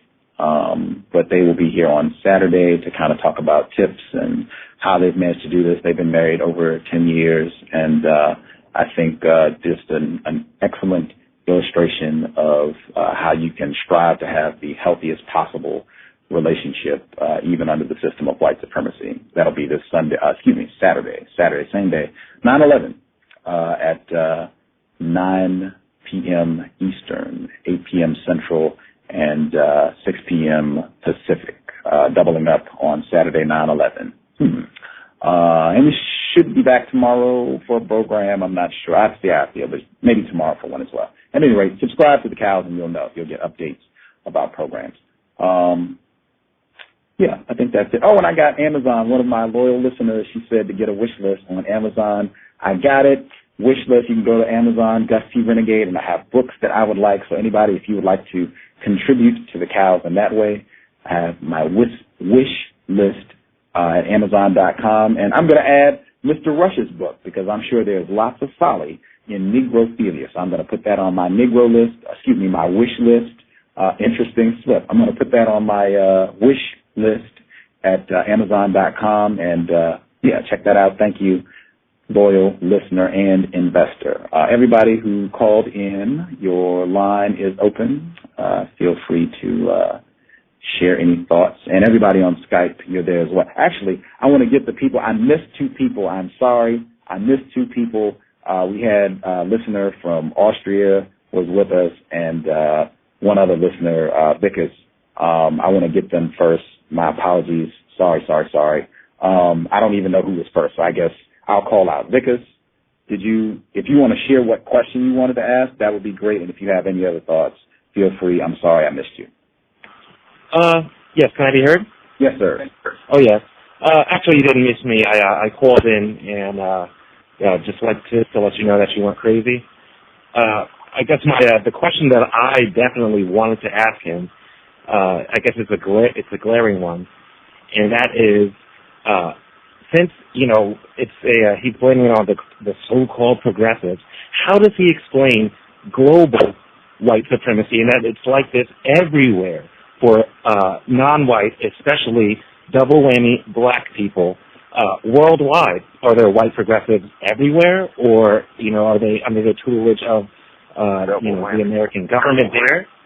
Exactly. I wanted to ask him that, but I know it would have just ended up in more denial and spewing racist rhetoric. He said he didn't think. He didn't think there was a global system of white supremacy. He said, like Zimbabwe, white people don't have power. Wow. Well, I guess, like you said, it would just be more just denial. That's just not true, in my opinion. Yes. That's it. African 1884. I'm sorry I missed you. If you want to share your question, that's cool. And then if you other thoughts you'd like to share, feel free. Yes, sir. Thank you for a great show. I just want to start off by saying, the way the show ended and how the guest went off, that was funny. He said his wife is a Eskimo midget. Yes. That was just pretty funny. I bet he was offended, I think he was offended. And other than that, in regard to Zimbabwe, it's quite interesting that he believes that black people there have power and that they're in a position to influence it over so-called white people. But then he doesn't look at the whole global context, because there are very many articles right now, even on the internet, where you have President Mugabe and the people in his government. They're not allowed to travel anywhere in the so-called Western Hemisphere. There's a travel ban to these non-white people.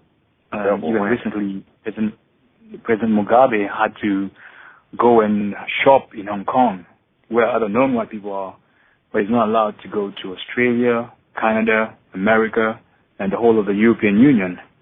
Now, I would have liked to ask the guest if there's a situation where black people can put so-called white leaders in such a position where they tell them that they cannot be able to travel in any African country or any so-called territory or geographical location that's dominantly occupied by black people. Because I think he was just trying to be in denial, because the case of Zimbabwe, there's no justification that black people in Zimbabwe have power, even on the whole African continent. That was just my comment. Thank you. President Robert Mugabe has really upset white people. He has really upset them. I've seen them in the papers complaining about him frequently. He's been banned from white. That's crazy. Has anyone else been banned from all the white places on the planet? Has that happened before? I think there's there's someone else on the list. There's a president from a non-white president from Sudan, I think. He's also been banned from I think, white geographical locations. Yeah. Wow. I mean, that's why I can't imagine, because usually I ask other non-white people if the same could happen to the former president of America, George W. Bush, and say Tony Blair and Mr. Dick Cheney. I mean, I don't believe that there are any non-white people who could put sanctions or freeze their assets and tell them that they're not allowed to trade and invest money anywhere in Africa or in Asia or even to travel. That's not possible right now under this context of racism and supremacy. But we tend to ignore that, and we don't want to face that as non-white people. No, it is a reality, but I believe that your guest needs to do more research in regard to a whole global perspective. Said he's not wrong, so I don't know. I don't know. I don't know if I'll ever get to that point where I can just say definitively I am not incorrect. Wow, that's great illustration. Great illustration. Someone just posed that question to me. Everybody that called in, I don't want to hog up, but someone just posed that question to me that non-white people should bar white people from their parts of the world, and I was just saying I don't know how that could happen. Like, I mean, I just don't know how that could happen. Like, I was thinking it would be like prisoners in a jail saying, the guards are not coming in here today. Like, that's just it. Like, I don't know how they could enforce that. I've concluded that non-white people couldn't in such a system, but I could be wrong. The people that called in, you're also on as well. Everybody on Skype too. Anybody that called in, if you had thoughts you wanted to share. No, Gus, this is Mr. Nero. I just wanted to say that Mr. Rush must have grew up next door to Cheryl Judice.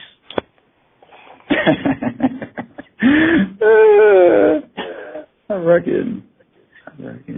And did I hear you refer to white people, the white people at Apple, as the good white people at Apple? I think I did say that. I think you did. I did say that. I think I did. I think I say that often. I do say that often. I hope people know I'm not being serious. No such thing. No such thing. I mean, do not take me literal. Maybe I shouldn't even make that joke. Suspected racist at Apple. There you go. Suspected white people at Apple. There you go.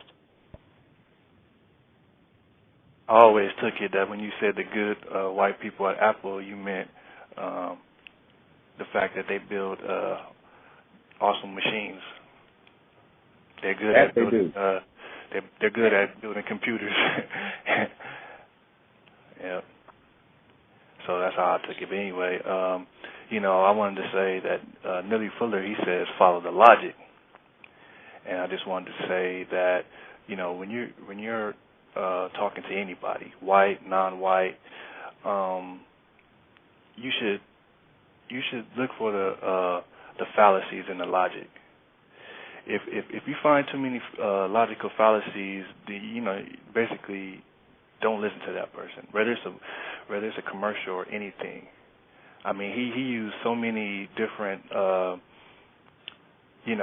It's basically like Gus made the argument about Glenn Beck, and he just instead of going point by point and basically tearing down what Gus was saying, the claim that he made, he just said, well, you think that way because you're a Negrophile. That's a straw man. That's a straw man attack. He doesn't attack the logic in what Gus said. He attacks the fact that, no, you're a Negrophile. He's like, okay, well, I'm a Negrophile, but what I said just now, is illogical. Because Gus was busting them up with the logic. I mean, he admitted that white people have the most power. And then he said that the majority of the white people don't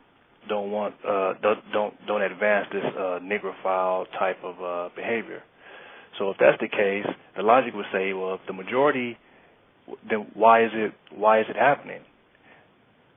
You're saying that the minority of white people are just taking over these majority of white people that don't want to see black people become negrophiles. See, that's illogical. He said so many incredible things. I want people to make sure they do not forget when asked if he could point out specific black people who are beneficiaries of what he calls negrophilia, an undue or inordinate affinity for blacks. The only specific black people he cited were gangster rappers.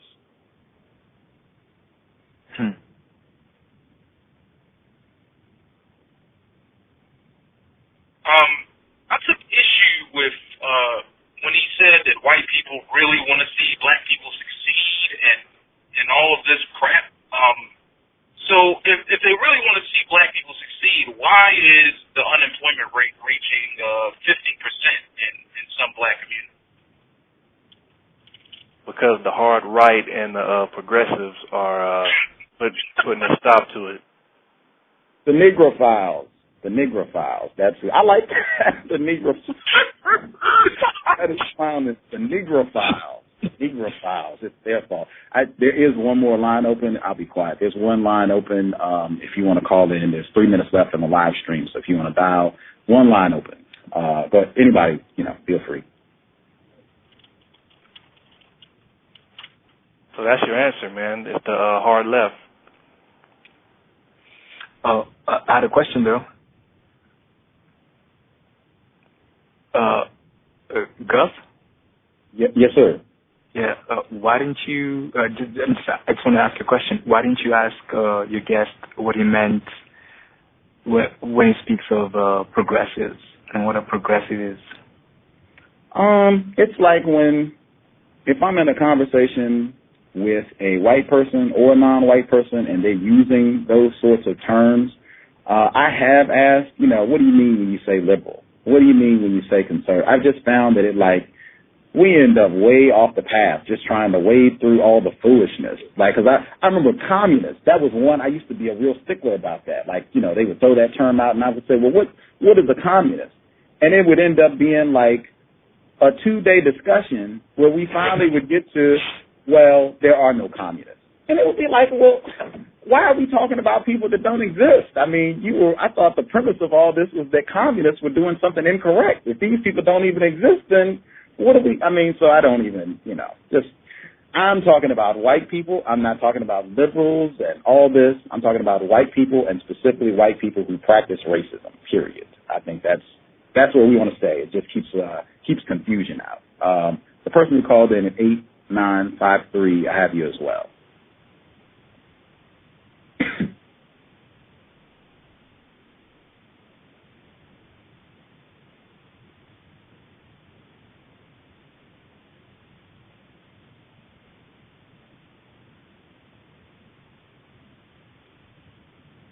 Hello, can I be heard? Yes, sir. Oh, yes. This is, no, this is still Vic. I'm just listening right now on the phone. Oh, okay. Right on. Yeah, I think it's important. Oh, sorry about that, Gus. Go ahead. Go ahead. I was just taking up space. I was just taking up the dead air. Go ahead.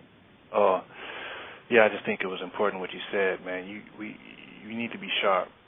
If you're listening and you're attentive and then you hear that cowbell and you make associations and you know what I mean? So, I mean, it's there, you can do it. Cowbell can, if you're on your job, sometimes no, I'm just joking. You be on time. But I think people need to really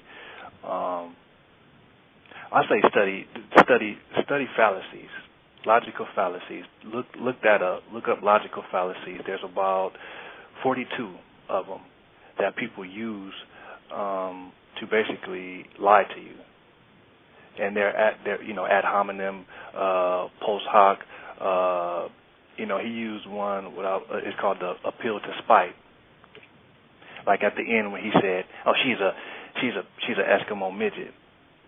I mean, that's an argument where you just, well, I'm right because I'm not wrong.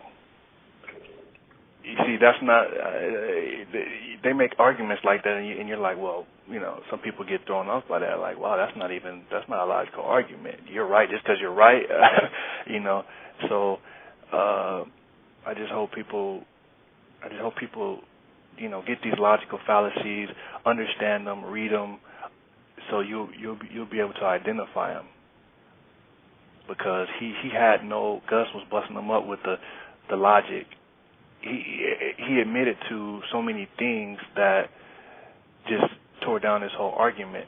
So now you have to be spiteful, or you have to attack something like a straw man, which is not the subject. So when Gus was saying, you know, I just hope people, man, I just look up logical fallacies, you know.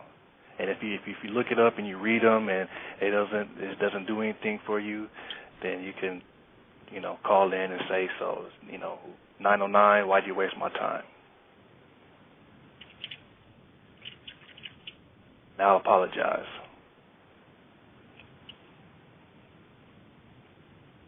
Here's something interesting. Did anybody state that the so-called progressives or the hard left, as he called it, did anybody state that they were not racist? Why was he on that spiel about them being so racist and the right not being racist, but nobody called the left or right? He just said white people that practice racism. I think it's space. Like I was thinking sad so many times during this broadcast. Like I was thinking it's making space for white people who are not racist. Like he said that. He said that what did he say? Most or a significant number of white people they want to see black people successful. Didn't he say that? Yeah, the majority. Yeah. That's what I was thinking. He's making space for white people who are not racist.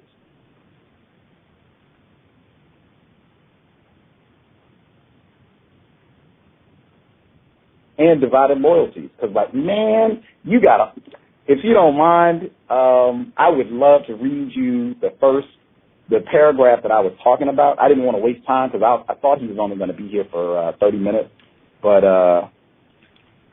the first paragraph or so where he's talking about how black people have been led to believe this mythology of, you know, victimization or whatever.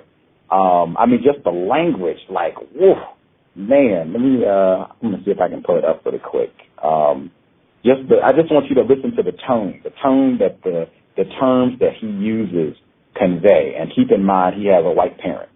Very, very important. He makes that clear, like first thing he gets to in the book. I had a white parent. Let's see.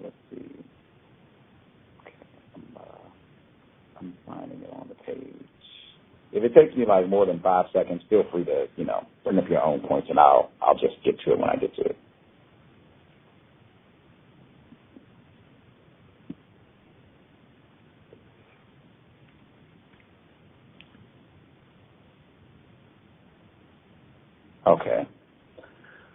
Okay. This is on page 10, like it's in the introduction. Like I said, this was I wasn't making that up. The introduction to the book, before you even get to, this is the forward of the book, before you even get into the meat of what the book is about. It's like a half of the page down. He makes it very clear. I was a child. My parents taught me that racism, bigotry, and discrimination were not acceptable, no matter who was practicing them. Very important. This was important to them since they were an interracial couple, and I was a mixed-race child. Okay? So we scroll down. This is page, this is on page 10. For around a quarter to one-third of all adults in the United States, the mythology surrounding black Americans that has been cultivated over the last 40 years is sacrosanct. For them, criticizing or questioning its veracity is like denying the Holocaust. Hence the reaction. Like, let me read that sentence again. Incredible simile. Incredible simile. Still a metaphor, but a simile specifically. Criticizing or questioning this black mythology, criticizing or questioning its veracity is like denying the Holocaust, hence the reaction. I used to wonder what would cause people's passion regarding such topics to drive them to a descent into the crudest, most hateful vitriol. And this is him referencing black people, calling him different names, calling him Uncle Tom, Oreo, race traitor, black, white boy, and bitch-ass nigger cracker. That's what he's referencing. In truth, it more resembles the sort of things we used to hear from uneducated white segregationist protesters in days gone by. The extent of this passion is something with which I simply cannot identify. Wow. Sure, I've been angry enough to curse someone out, even angry enough to harm someone. But this was either due to basic human fallibility, such as immaturity, or a direct threat of life or limb to myself or someone who I cared about. In the case of most people, I think that the capability for or inclination towards rash speech wanes with age, emotional maturity, or spiritual grounding. That is like, wow. Like, whoo.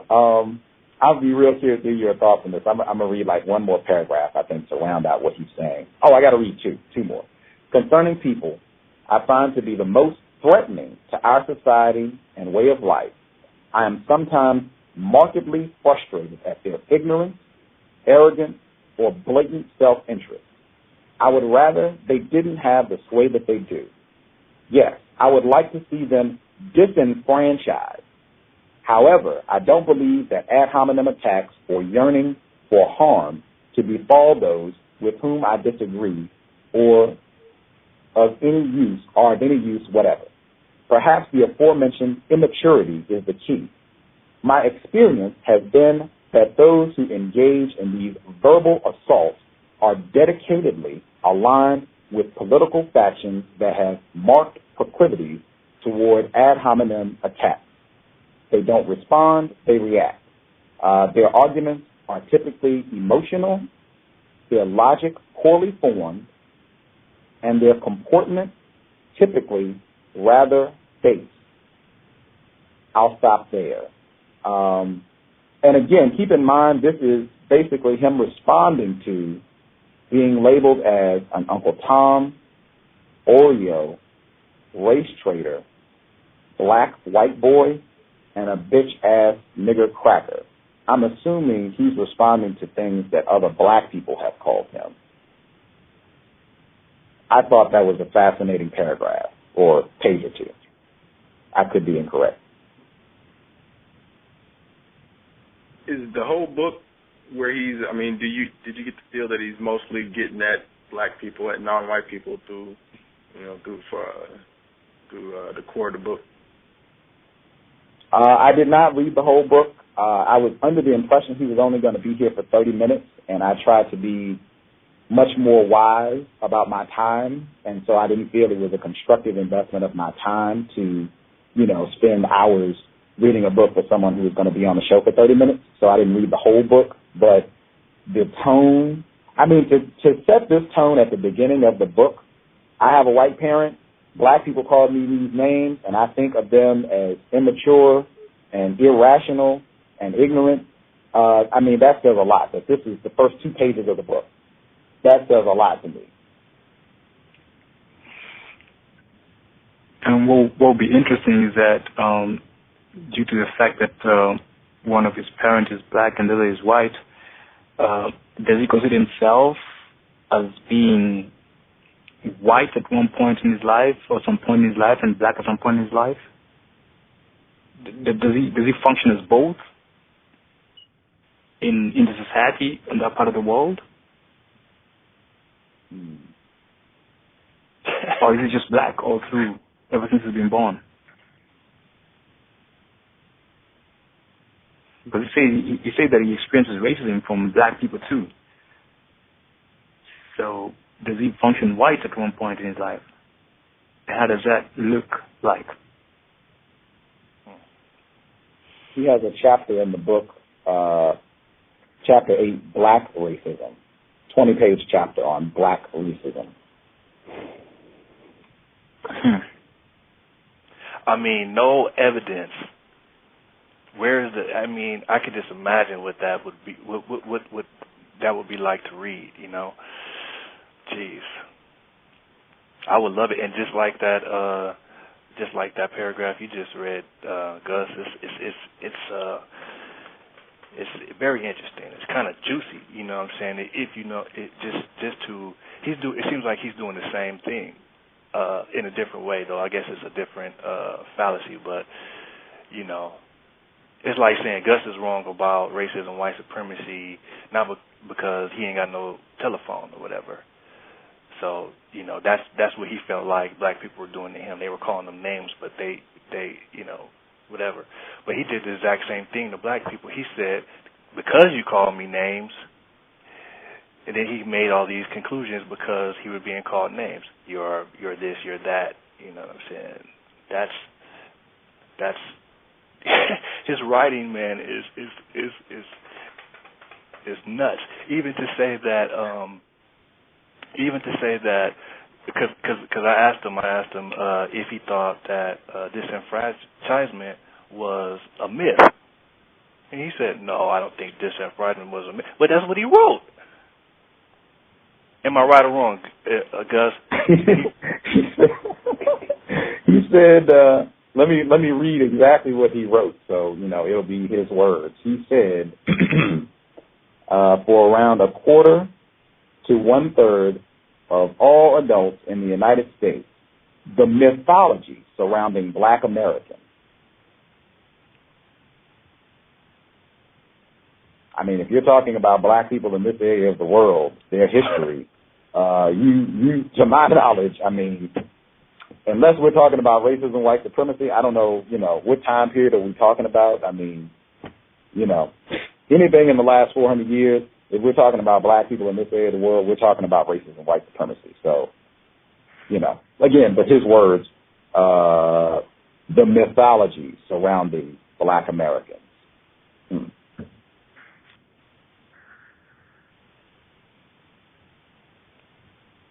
Not that I'm promoting name-calling or anything, but what do you think actually prompted non-white black people to actually call him these names? If you look at the names that he was called, are any of those terms inaccurate?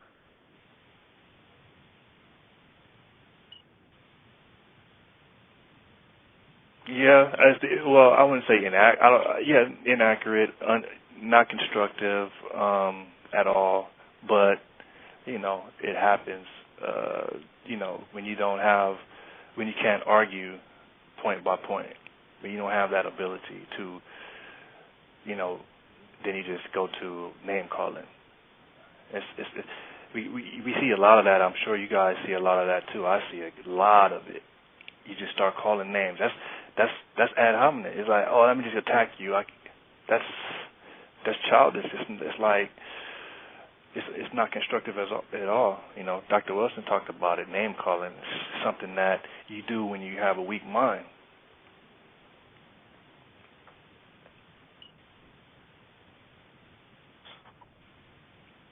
Oh, well, I'm saying... Oh, go ahead.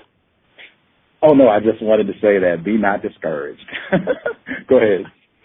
Oh, no, I completely agree. I feel that is definitely not constructive as I guess this book in his response illustrates. But I was saying that, you know, I guess it's a chicken or the egg thing. Did he have these views of black people?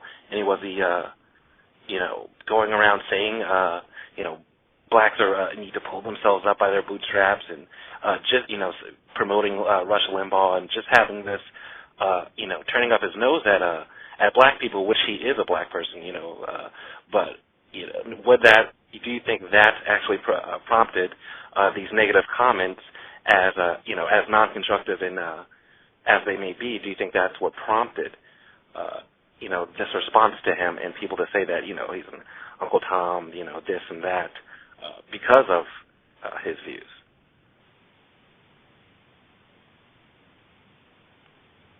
I think so. You think what? I think yes, because I wanted to write something about the fact that people say that if you're smart, then you're acting white, and then the kids tease the black child for so-called acting white, and I wanted to say I really don't think it's because you're smart or whatever. I think it's because they be acting white, trying to anyway. I mean, if you just regular and you're doing regular things, but you read. I went to private school. That's how I was. Nobody said I was acting white. I went to school with a uniform on every day, and I think the kids that be acting white, other kids don't like it. It's like, why are you acting so different than everybody? I mean, you feel like you have to. It's just fake. It's like white supremacy at work, and the kids don't like it. They don't understand it, so they just say you. They just they do name calling. What specifically do they do when they're acting white?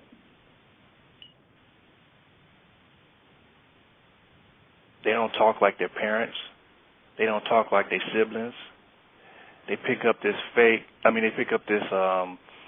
diction, this Delacroix, like his dad said. He said, where did you start talking like that?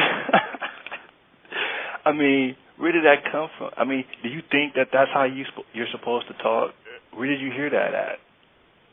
So that's one example. Or feeling like you can't.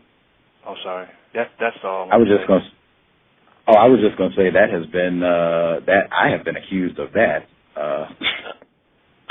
Were there more characteristics? I might fit some of those too. Were there more?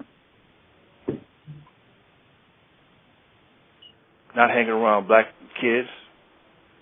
I was accused of that too. Were there more?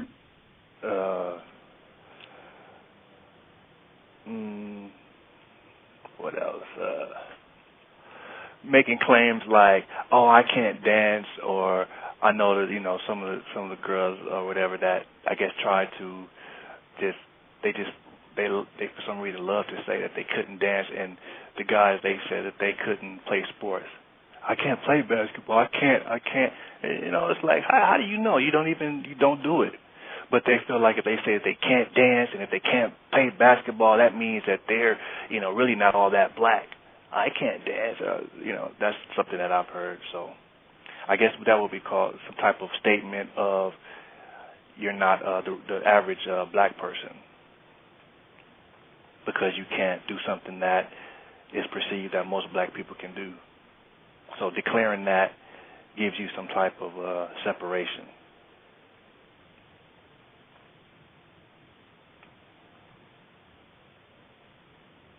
Has anybody ever heard that before from anybody? Has anybody heard somebody make a declaration of they couldn't do something that they were supposedly supposed to be able to do? I've heard Oh, I'm sorry. Go ahead. Oh no.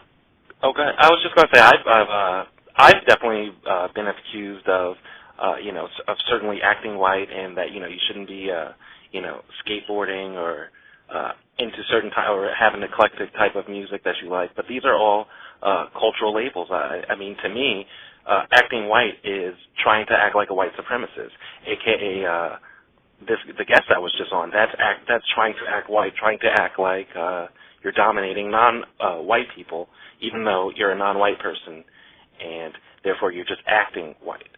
But I could be incorrect. Well, basically confused. Would that be more Absolutely. accurate? Confused. Very, very accurate. Because we need to, I believe we should discontinue telling non-white people that they acting white. Yeah. Would it be more accurate to say you're acting like a racist, a white supremacist? I think it'd be more accurate to say you are a little confused. Now, I think it'd be more accurate to say you're acting like a racist white supremacist. If your hero is Sean Hannity, Glenn Beck, which is a racist, you gotta give it to him. He's a pretty good racist. I mean, even his religion is pretty racist. I mean, he's a Mormon, so if you read that book, man, they don't speak too highly of black people in that book.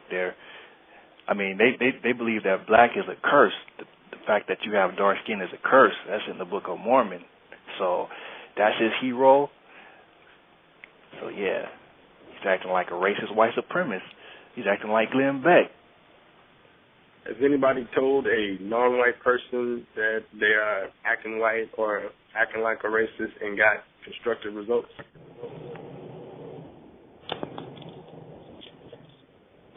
I've never told a non-white person that I thought their conduct was similar to that of a racist. I'm willing to try it, though. I'm definitely willing to try it. I'm willing to try it out on the show and see how it goes. Should have said it today.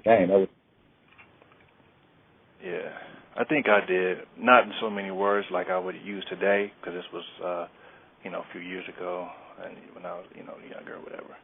And so yeah, I just I did get. I feel like I got constructive results, man. I mean, he stopped. He kind of stopped. He stopped that kind of, what I felt was just not himself. So I don't know. I really feel like, I got constructive results from that. But I think it was because he knew me. I didn't come at him wrong, and he, kind of trusted me, or, and I didn't say it in a way where, in a crowd or anything like that. I just basically told him, like, just, like, what are you doing? You know what I'm saying? What was that right there? You know what I mean? What was that? Where did that come from?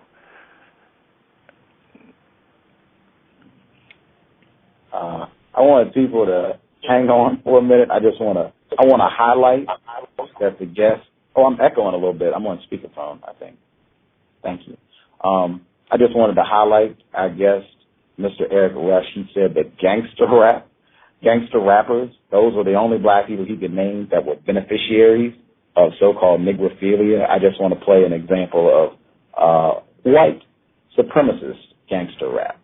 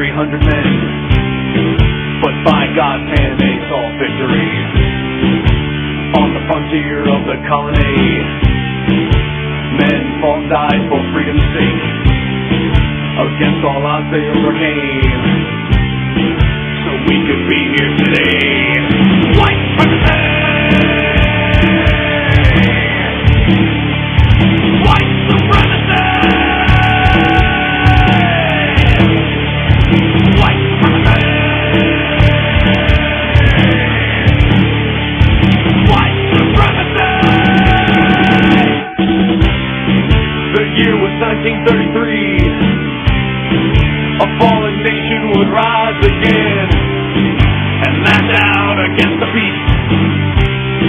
but their fight they could not sustain. On a night by the firelight, formed a brotherhood against our racial death. For our future they swore an oath. They fought till their dying breath. But this time there'll be no defeat, no rest until all complete. Fulfillment of our destiny, of dominion and supremacy. Burn the tears in flames, anger traitors of our race. Judgment day is here, the hand of God is in its place. Drive you out of the swamp, your blood will surely flow. Avengers of the innocent, the earth will soon now know. White supremacy, white supremacy, white supremacy, white supremacy.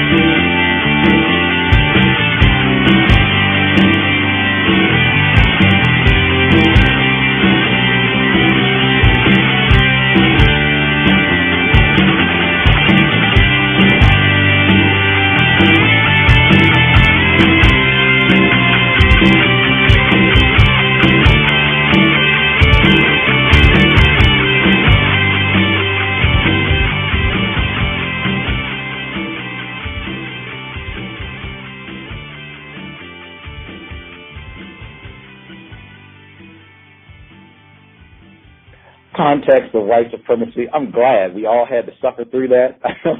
I'm sure some people had to hang up. They couldn't tolerate it. I'm glad I suffered through it. It was a little longer than I wanted, but if you couldn't tell, the title of the song, White Supremacy, they made us, they're like bragging about what happened in Nazi Germany. And I found this, the group is Day of the Sword, and the song, White Supremacy. It was on a website. I was looking for racist jokes, and this was the first one that popped up, and they have, like, racist jokes. They have books on warfare. Like, it was crazy. And then they had a whole list of, like, free racist music, and they had racist music from all over the world, and they would give it away for free. Like, you could just download all the MP3s and put it in your iPod. And I said, man, I have got to share this. Like, this is white people's gangster music. They make songs about practicing white, like, explicitly. I was going to say they make songs about racism, but that would not be the most accurate. They make songs explicitly about practicing white supremacy. Like, lots of them from all over the world. All over the world.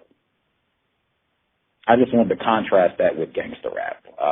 Erick Rush, our guest today, gangster rappers. They're the black people, the only black people he could name as beneficiaries of Negrophilia. If anybody stayed on to tolerate the music, feel free to comment or offer your thoughts. If everybody hung up, we can close the show. Is anybody still there? I wanted to say, white people, man. Racist white supremacists. This is what white racism, white supremacy is. they can get away with things that, okay, now anybody know anything about music? Rock and roll is basically based on the 12-bar blues structure. Rock and roll music is black music. They take it and write white supremacist songs using our music. Now, think about a black person doing like a river dance and saying black power. You think they could get away with that? I mean, they're playing black music and saying white supremacy, and we couldn't get away with that, I don't think. So that is the definition of white supremacy, racism, white supremacy.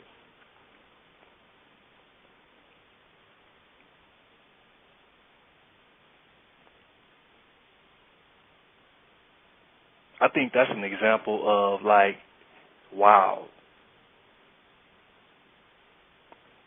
I think,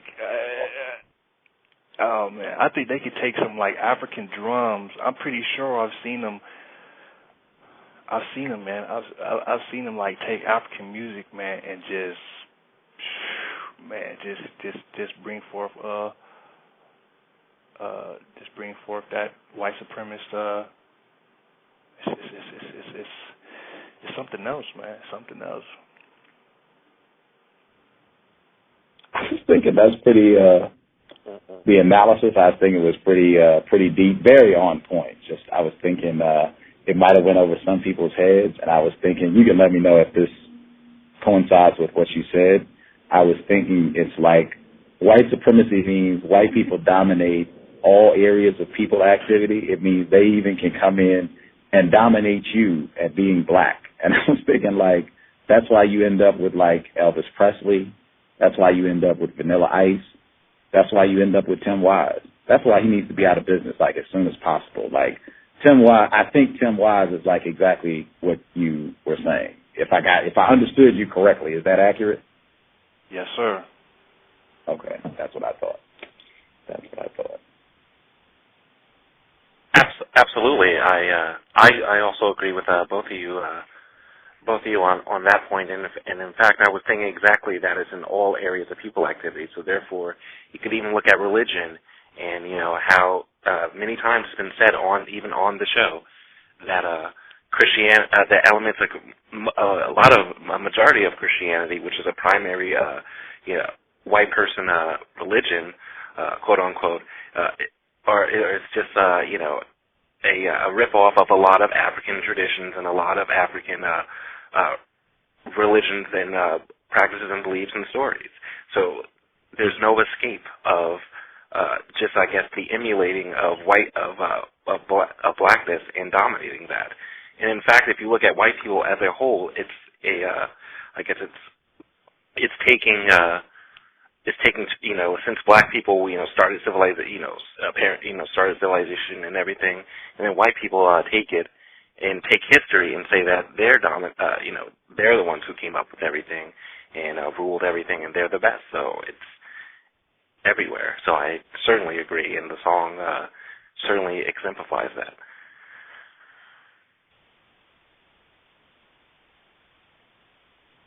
Vickers, he wrote in that is he the only one that thinks Mr. Rush looks like Suge Knight? Yes. If you go to his website, Erick Rush's website, he looks exactly like not saying anything negative, but he just certainly looks like Suge Knight, dead ringer for him. Gangster rap.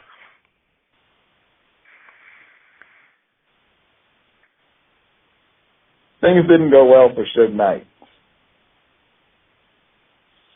No, he don't talk like Suge Knight.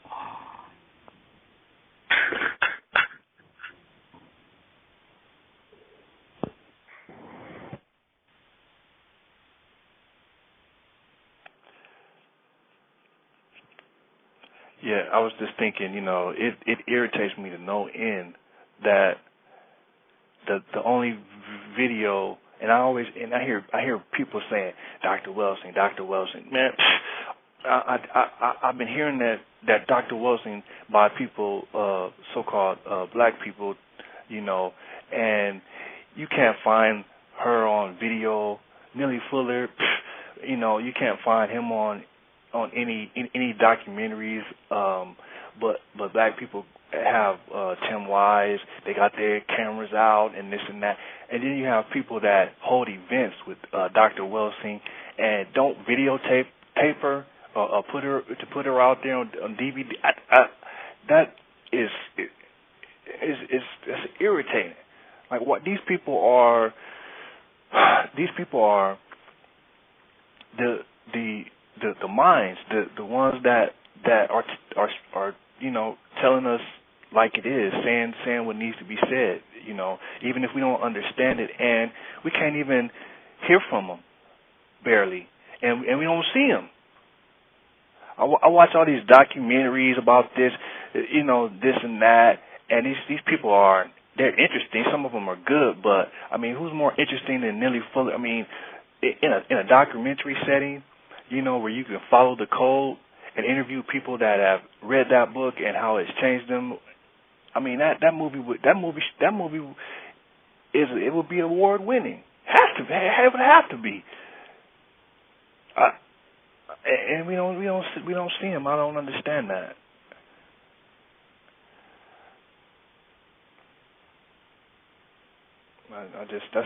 That makes me upset. That gets me. I don't like that. That's just upsetting to me. That you watch all these movies, these documentaries about these people, and they're so interesting. And you fall for them and everything. But the most interesting and the most bright and strong-minded, the ones that are speaking on this issue, we can't see them. That's why I asked him if his father beat him, because when he said that he knows he's not incorrect about racism, and we take it as this is the most important thing that there is. This is what I'm upset about. It's like I have to deal with racism, white supremacy.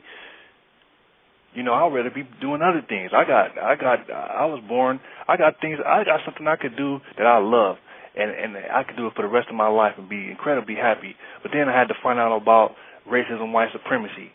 So, I can't just be doing, you know what I'm saying? And then you just take it as I know I got this subject wrapped up, and then and then be totally wrong.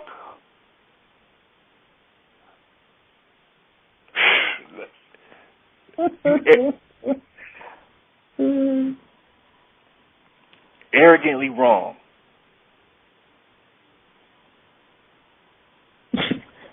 Ding, ding, ding. There you go. It's crazy.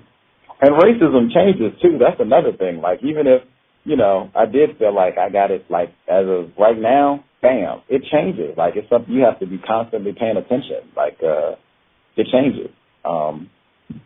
So I just think in general, that's very dangerous for someone to, like I said, no one has said that. We've done over 200 programs. I don't think anyone has ever said, I could not be inaccurate on this particular subject. I don't think anyone has ever said that on this program. I mean, who would have the cojones to say something like that? Who? Erick Rush, author of Negrophilia, has a white parent. I mean, you got to put that all together. If you want to let's put that all together, like a profile.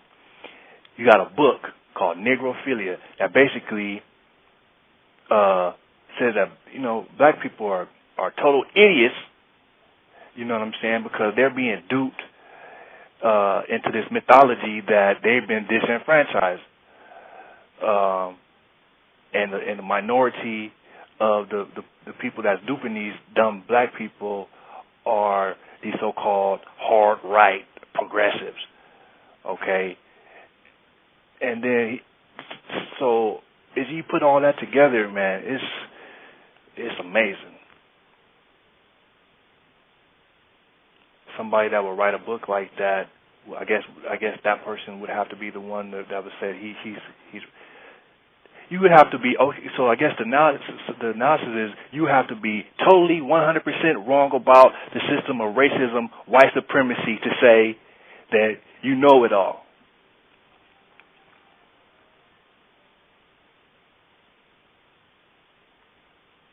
That's the psychology, I guess.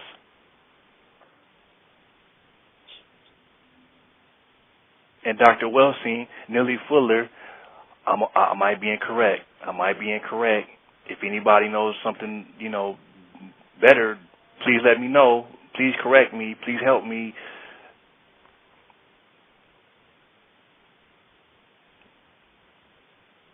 Tim Wise even said he could be incorrect. Like, he should be out of business, I think, like next year. Tim Wise even said, I could be incorrect. Like, man.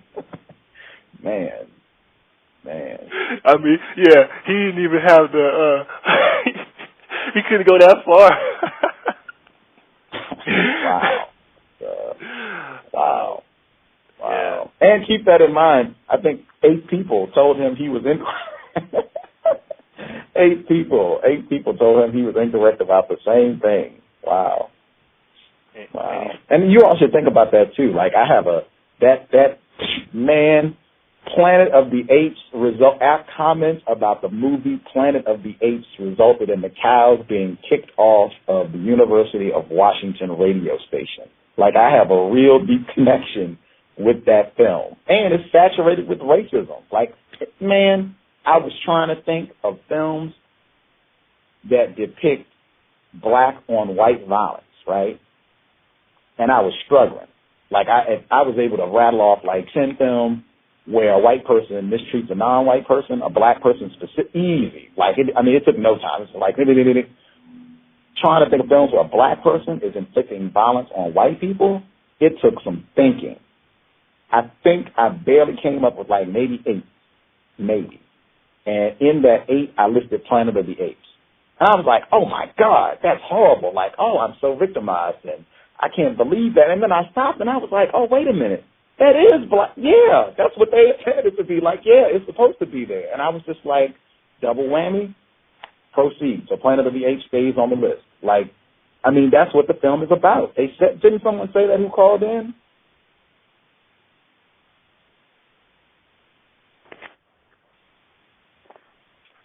I thought someone who called in, he might have hung up. Someone who called in, I thought, commented that they saw the directors and they sat on and they said, yeah, this was our commentary on racism. Even if that person isn't here, that's true. Like, the people that put that film together, it is an allegory on racism, white supremacy. It totally is. And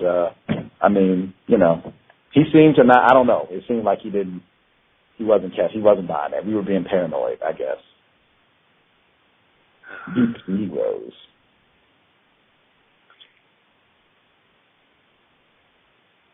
And think about this. Like you said, it's either that he was just not very intelligent. His writing proves that. Anybody with any amount of sense could read his book and just see it's just he's contradicting himself left and right. But I think that tragic mulatto is a term that's used. It seems to me that they dangerous. Like you said, nobody's come on the show and said that they were, that they couldn't be wrong. Wow. I just think that these people, these mulattoes or whatever you want to call it,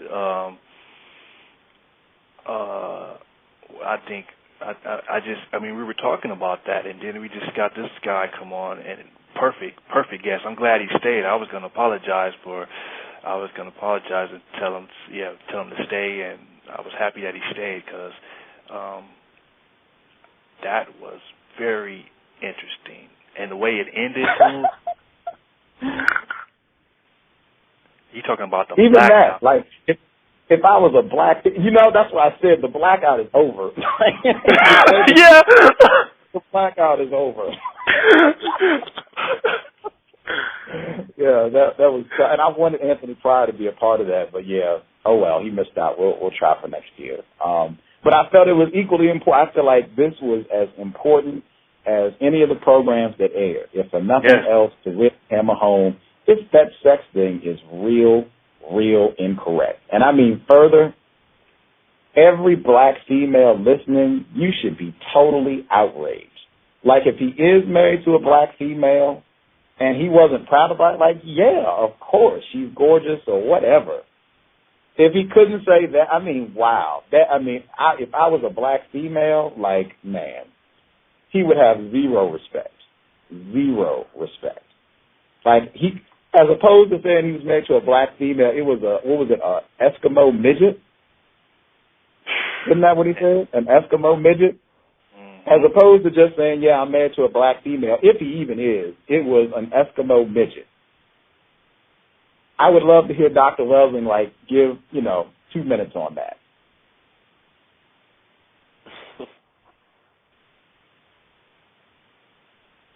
He was thinking of Sarah Palin out there in Alaska. I think that might have been this Eskimo reference. I don't know about that midget, the midget. Oh, Gus, check this out, man. Hey, I heard a interview with Dr. Welsing, and we were both on there asking her questions. And really? It was U.S. Open too. I asked her about the U.S. Open, and I was tripping I think Miss Blue. I think Miss Blue, whatever her show is.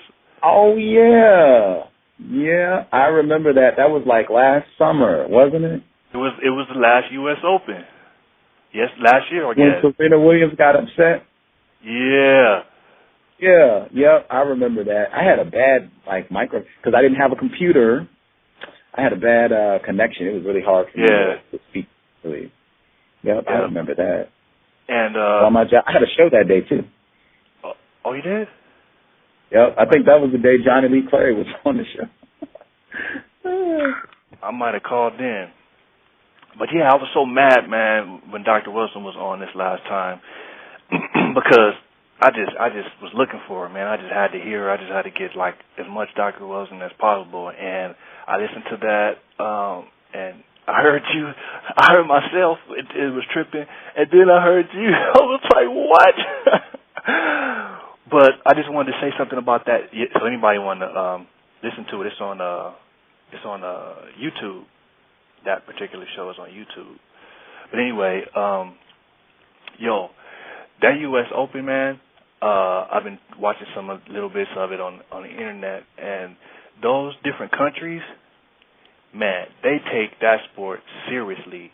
I mean, when a Slovenian is playing, or a Russian is playing, or some Croatian, it's all about Croatia. You feel what I'm saying?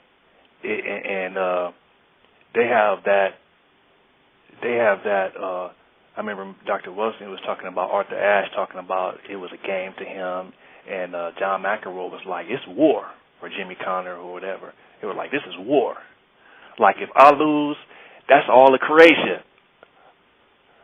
I mean, the comments that I've been reading, and even from the so-called commentators, it's a trip how they look at this at that sport. And then you got this black guy, and I asked her about him last year. I asked her about this dude. He's from France, and his name is Monfils. They called him a circus act. They said he called him a circus act because he jumps around. He tries to hit the ball in between his legs. I mean, he does, and he just loses terribly. Mental breakdowns. And this last loss that he just lost, they said they called him a circus. Basically, they said he was doing a circus trick, and they referenced his game as a circus act. I'm just he's the only black male, playing tennis right now, and he's out there running around. It's like he's not thinking this is for the black nation and stuff like that. So I was gonna tell Justice that when Irritated Genie said always root for the black, that'll only get you heartache. I don't agree with that. That'll only get you heartache because these people don't be training. they be having mental breakdowns. So now you rooting for somebody that is basically going to lose. And not just lose, but going to do backflips and whatnot on the court. And now you just really mad. I don't know what you guys think about that.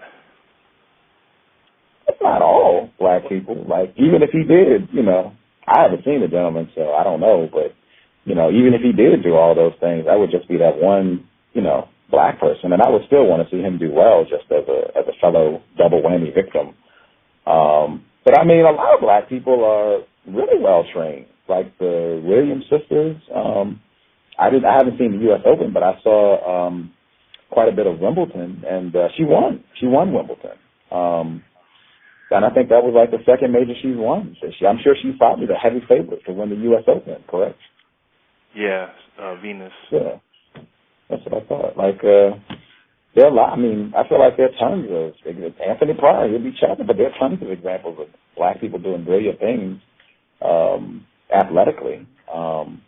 Yeah. I wouldn't tell them not to root for a black person athletically. Yeah, you can root for them. You'll probably get to see a lot of them do well athletically. In fact, just don't confuse that to think that white supremacy doesn't exist. In fact, I would say pay attention, because they probably are going to have some moments that make it very clear. Oh, yeah, this person is a victim, too. Yeah.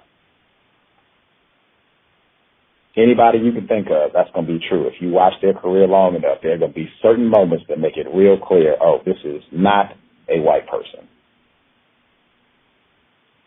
Ask Anthony Pryor about that, too, this Saturday.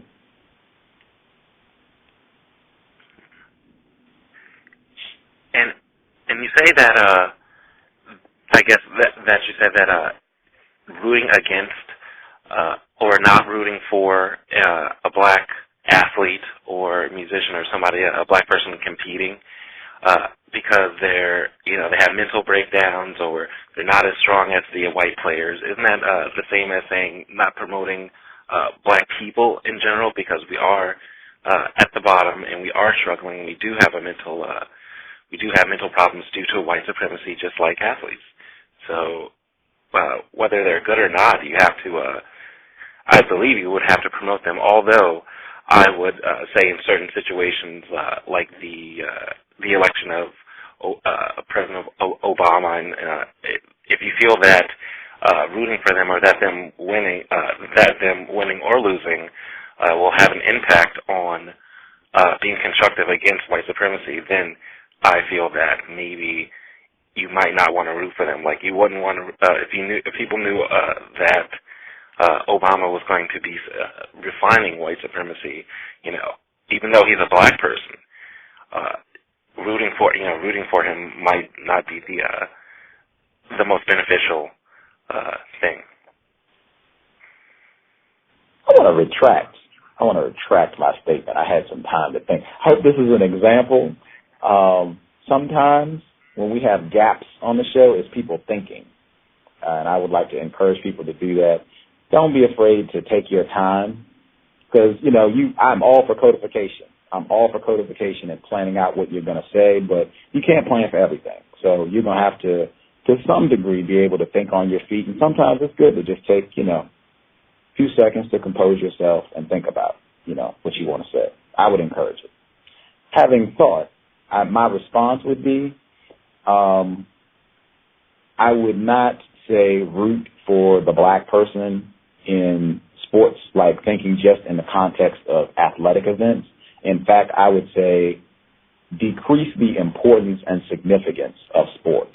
Like, I've seen black people invest a lot of time and energy in sports, and I have not seen where that has been constructive to replacing white supremacy with justice. I would say support black people doing well in all areas of activity. Like, if we had the same, you talk about having black people on videotape. I know tons of black people that have videotapes of Michael Jordan and Magic Johnson and Pele and Ken Griffey Jr. and Mike Tyson and Kobe Bryant and Tiger Woods, and I can go on, Serena Williams. I know tons of black people who have hours of footage of lots of black people doing well in lots of athletic events. I don't know black people who have tons of video of Mr. Fuller or Dr. Welsing or the Irritated Genie or Dr. Baruti. I don't know tons of black people who have memorabilia, merchandise, items, anything related to black people doing well in any other area of activity. If we had that same mindset about rooting, supporting black people doing well in all areas of activity, things would be drastically different. If there were black people who had the same amount of recognition and invested the same sort of time and energy in Mr. Fuller, Dr. Welsing, or any other non-white person that you think is doing constructive work against racism, white supremacy, man, we would be a lot further along in this, a lot further along. That would be my new statement now that I've had a time to think about it. Yeah, that's my stance too. And that's what I teach my youngsters is take what's good about the event, take what's good about the particular person, and leave the rest, because they get emotional. They want to see him win. Anderson Silva, he gets beat down for 4 rounds, and people was going nuts. Dang near a heart attack. I'm sure somebody had a heart attack. Somebody black. Seeing this racist Republican basically beat up on Anderson Silva, I know myself. I couldn't believe it. I was like, what am I doing? I was so emotional. So I said, I put an end to that. That'll never happen again. Yeah, we got 3 minutes left. I was just thinking that could go bad either way, because I remember when Mike Tyson was, the baddest man on the planet, and I remember black people, because he used to come in to Public Enemy, and he was friends with Tupac. But anyway, I remember that, and I remember that meant a lot to black people. They, had a little more black pride when he would go in and knock somebody out. And I mean, white people even talk about how that means absolutely nothing. Don't get confused. And they generally, evidence that sooner or later. They evidence that. Don't get, either way, if the black person loses, it's still white supremacy. We still got a job to do. If the black person wins and beats everybody down, Tiger at the Masters in '97, we still got, white supremacy to deal with. It's nice, but we still got, Serena wins, she goes home with a white person. We still got to, do something about white supremacy. Cowbell. Dang. We'll be back maybe tomorrow. Check the subscribe and all that. Check the webpage. We might be back tomorrow for a late evening Friday show, if not twice on 9/11, 2 times. First show, 9 p.m. Eastern, 6 p.m. Pacific. Healthy Black Relationships Live Illustration. Then second show, late 12 midnight Eastern, 9 p.m. Pacific. Anthony Pryor, author of The Slave Side of Sunday. Man, we'll be talking about this on Saturday. Slave Side of Sunday, and it's NFL kickoff weekend, too. That'll be great. Anthony Pryor, Slave Side of Sunday, and Black Horses, White Cotton, and Religion. Sports, racism, white supremacy, and Christianity. Should be interesting. Thank you for